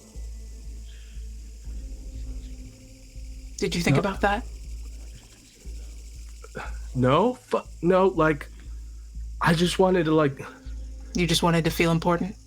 Oh, shit, dude, there's gotta be, like, fucking parties or something you people are having.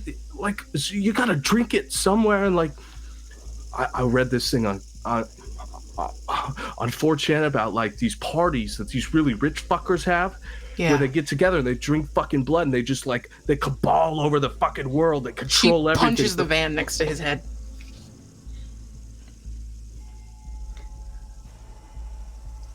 Those parties aren't as fucking fun as you think they are. Okay? And there's no way for someone like you, and she looks at his throat, to get in there and possibly have any semblance of a good time. I'm keeping you exactly where you need to be. So okay? It's true. It's fucking true. I didn't say that. I said I'm keeping you where you need to be. Now, if you suddenly have disregard for your life, your safety, or those Wish.com boots you have, then by all means, keep pressing. But otherwise, stay the fuck where you are and run me my shit when I ask for it. Is that clear? Yeah. I meant what I said. You wouldn't have to pay anymore. It's yours. Sybil, I've never been anything in my fucking life, man. I just wanted one chance where somebody would fucking look at me, man. Like, and if that shit's real, like, if you're fucking what you fucking say you are, and he looks at the dent on the car you just made, then, like, we could fucking be something, man. I'm just asking for a chance, man. This isn't the chance you want, Felix. This isn't how you get it. Trust me. I know what you're talking about. This is not it. Now, you had a condition the last time we talked on the phone. You said if the plan doesn't go your way, then the bags will stop. Is that still true? Are you gonna kill me? I asked you a question first.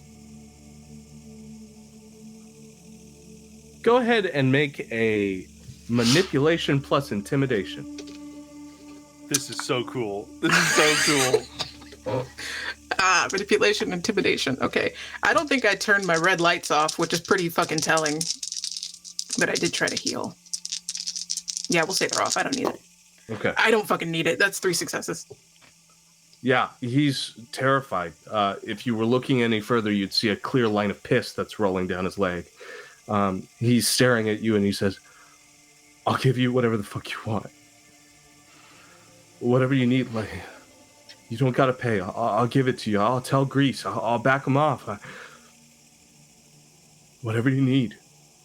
Good. Actually,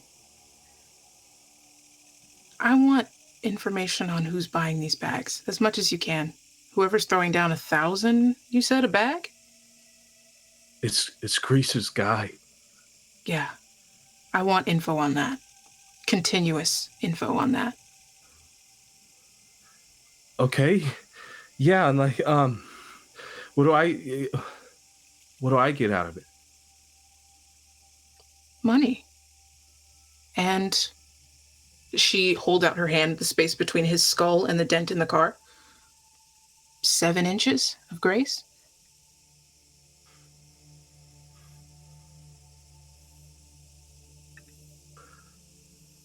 Okay. If it gets better for me, it'll get better for you. I promise that. There's something that bubbles to the surface. Sybil. Familiar voice. He could be yours.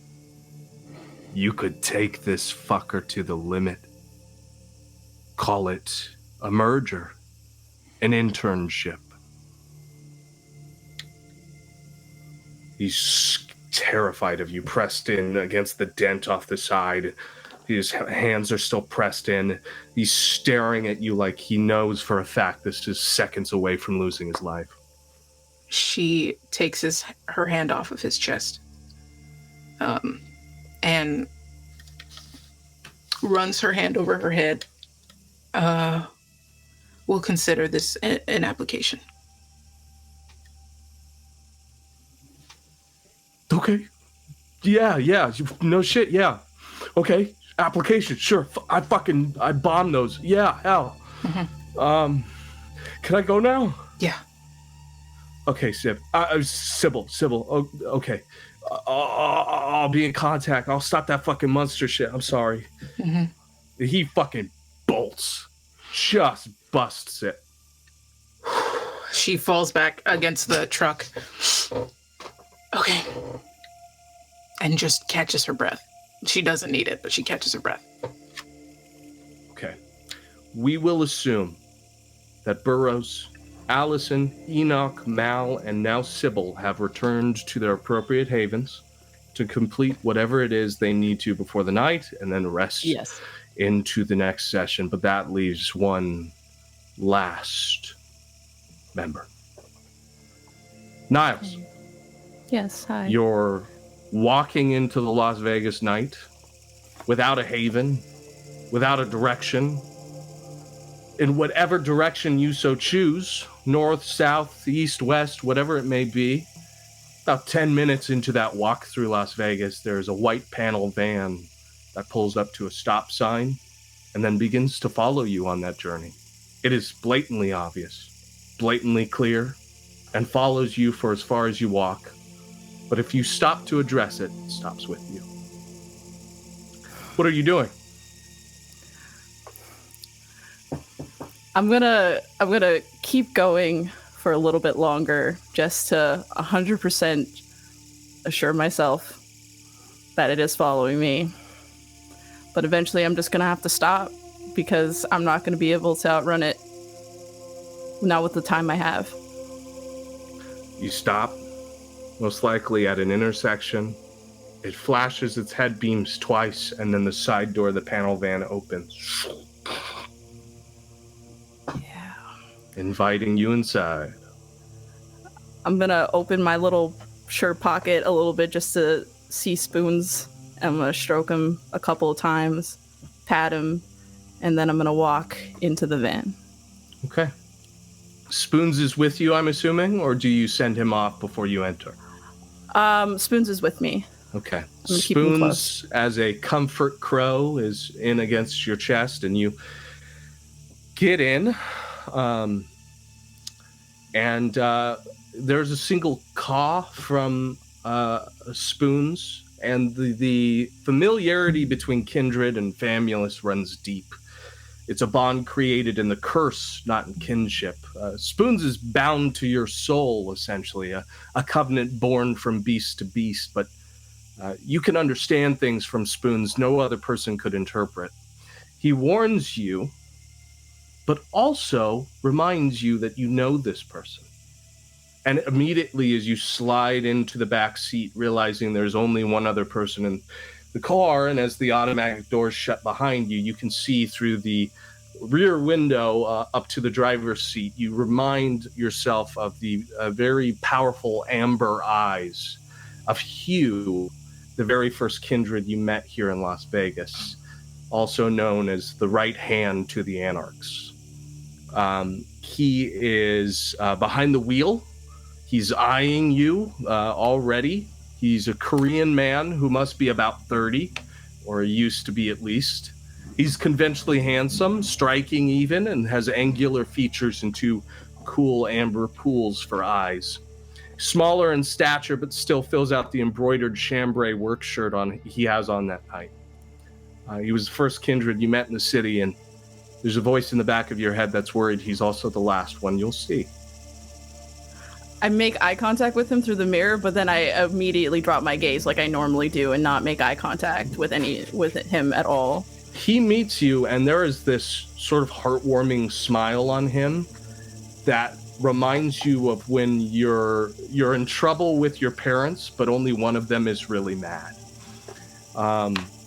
He speaks up and he says, "Where you been, Niles?" Been with the coterie you assigned me to. Yeah. I wish you would have told me when you got back to Vegas. Things were a little bit complicated at Elysium. I needed some time. Complicated is definitely the word I'd use. And he puts the car into gear and starts driving. Why didn't you get in contact? Just no moment for it? Yeah, I'd gotten shot. I needed, yeah. It was a more difficult mission than you had mentioned. Got to meet the prince. Well, I hope you don't blame me for what happened. It's hard to mention what anyone's going to throw you in this world, and I was trying to do you a favor. I know you were doing me a favor. And I wish I could have done you a bigger favor when I found out what happened tonight. Did you go for any trips around the neighborhood? I might have. Somebody matching your description, using some powers that we're not usually used to in this side of the strip, attacked two very important people. You know anything about that, Niles? I shake my head at him. Niles, you don't have to lie to me. I'm not them, and I can't help you if you do.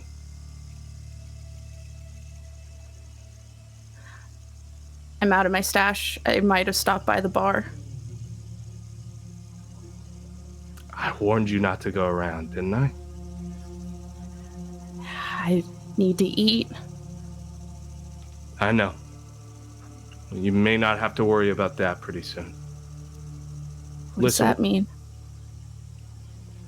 What happens next is up to you. And after that, he's mostly silent for the ride.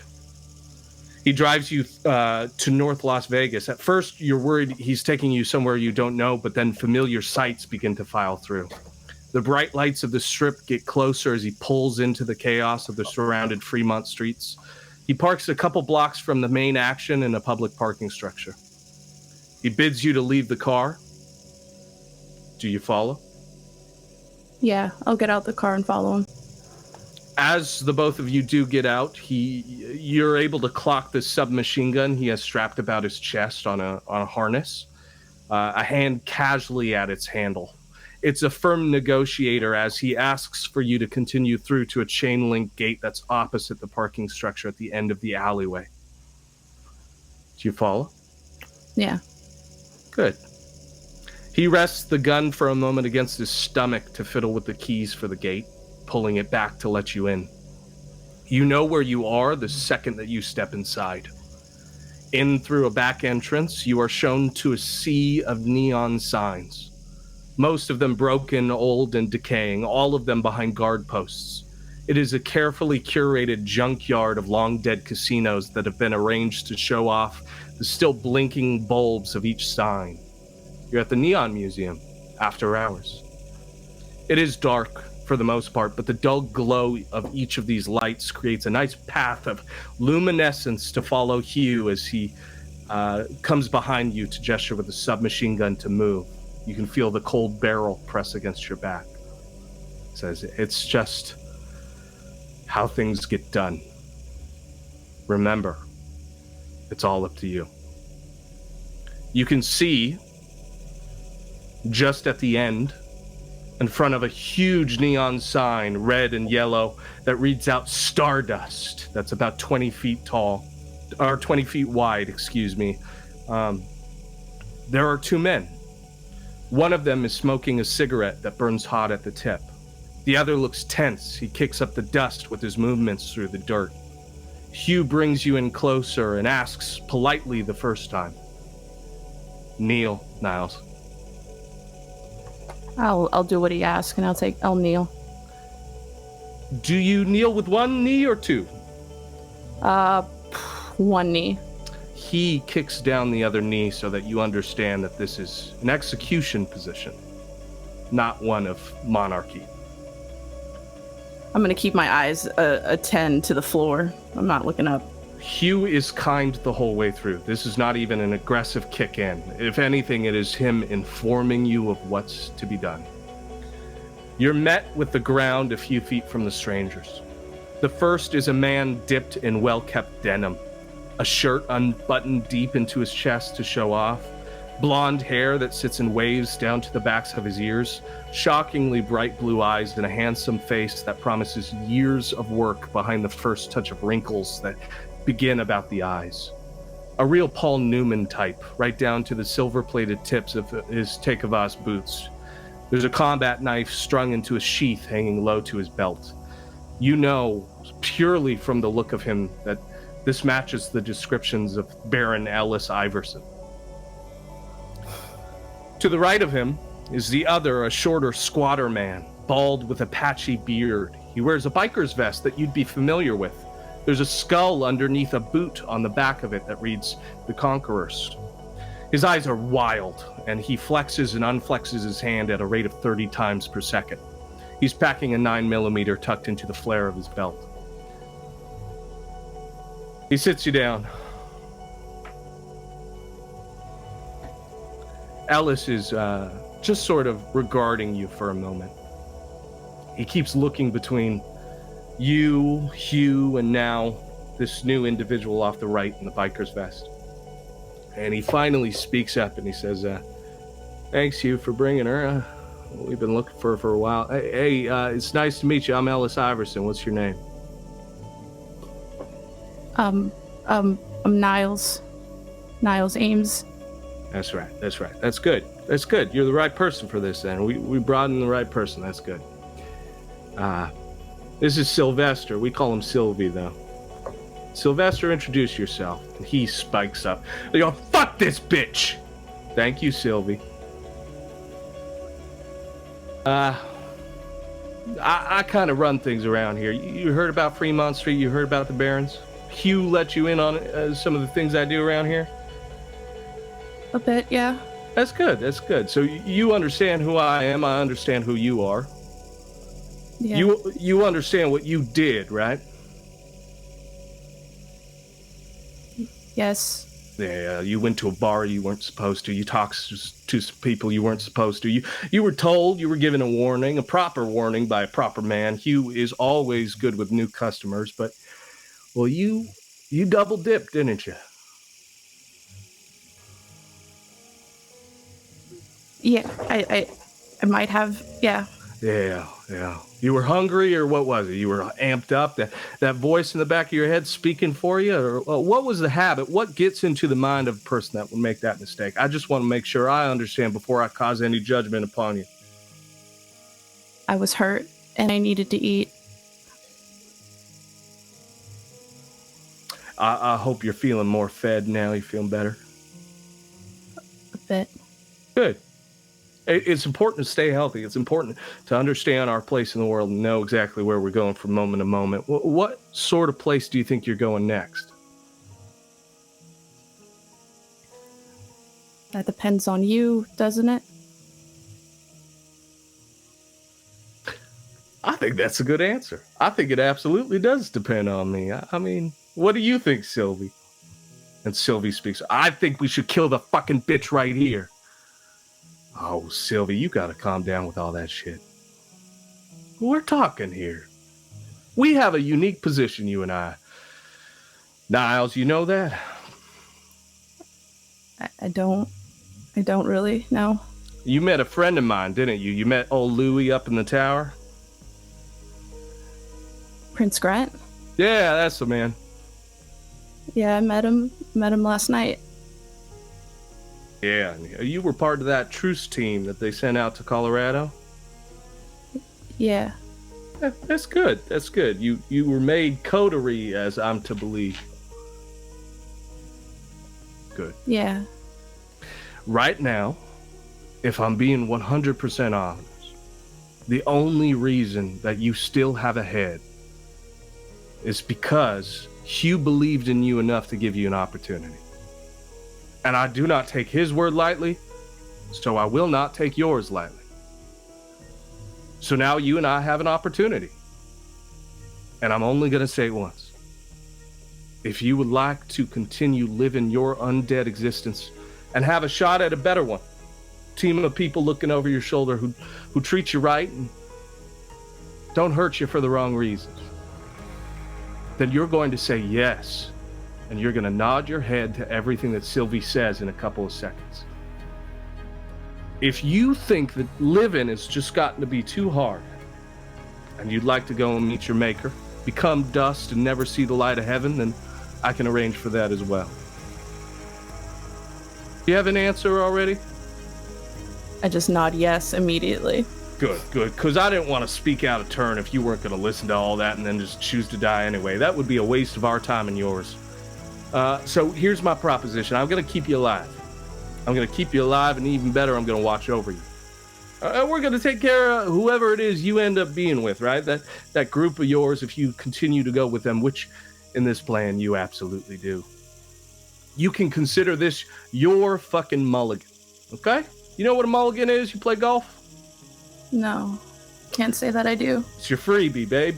Your freebie. You good with that? You know what that one means, right? Nod yes. Good. I just want you to know where your side of the bread is buttered now, okay? That's on my side. You're going to be one of my people for as long as you live. Does that make sense? Yeah. Yeah. Yes. Makes total sense, right? And the second you aren't, well, we know the consequences to that action, but we're going to let you prove yourself. We're going to give you an opportunity to put the metal out, right? You are going to be our man on the inside.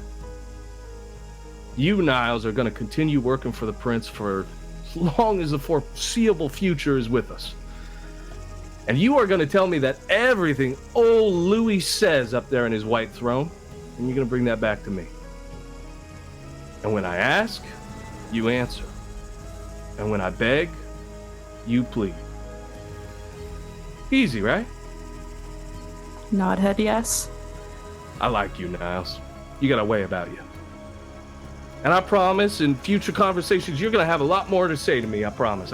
This is the most scary I'm going to be because I am not going to kill you today. Despite Sylvie begging me in that car, I am not going to chop your fucking head off. I'm going to give you an opportunity because I want you to see what Vegas could be. And I want you to be a part of what it could be. And Hugh does too. I can't call out Hugh. Hugh was my first child in this place. He was the first person I trusted in Las Vegas. And he chose you. So that must say something about you. Now there is one final clause to what's going to happen here. I'm going to let Sylvie take over. And he steps away and takes out another cigarette, starts to smoke that, walking down past the neon, and leaves you with Sylvie. And he comes up, he cracks his knuckle, comes around and smacks you as hard in the face as he can, just wallops you across.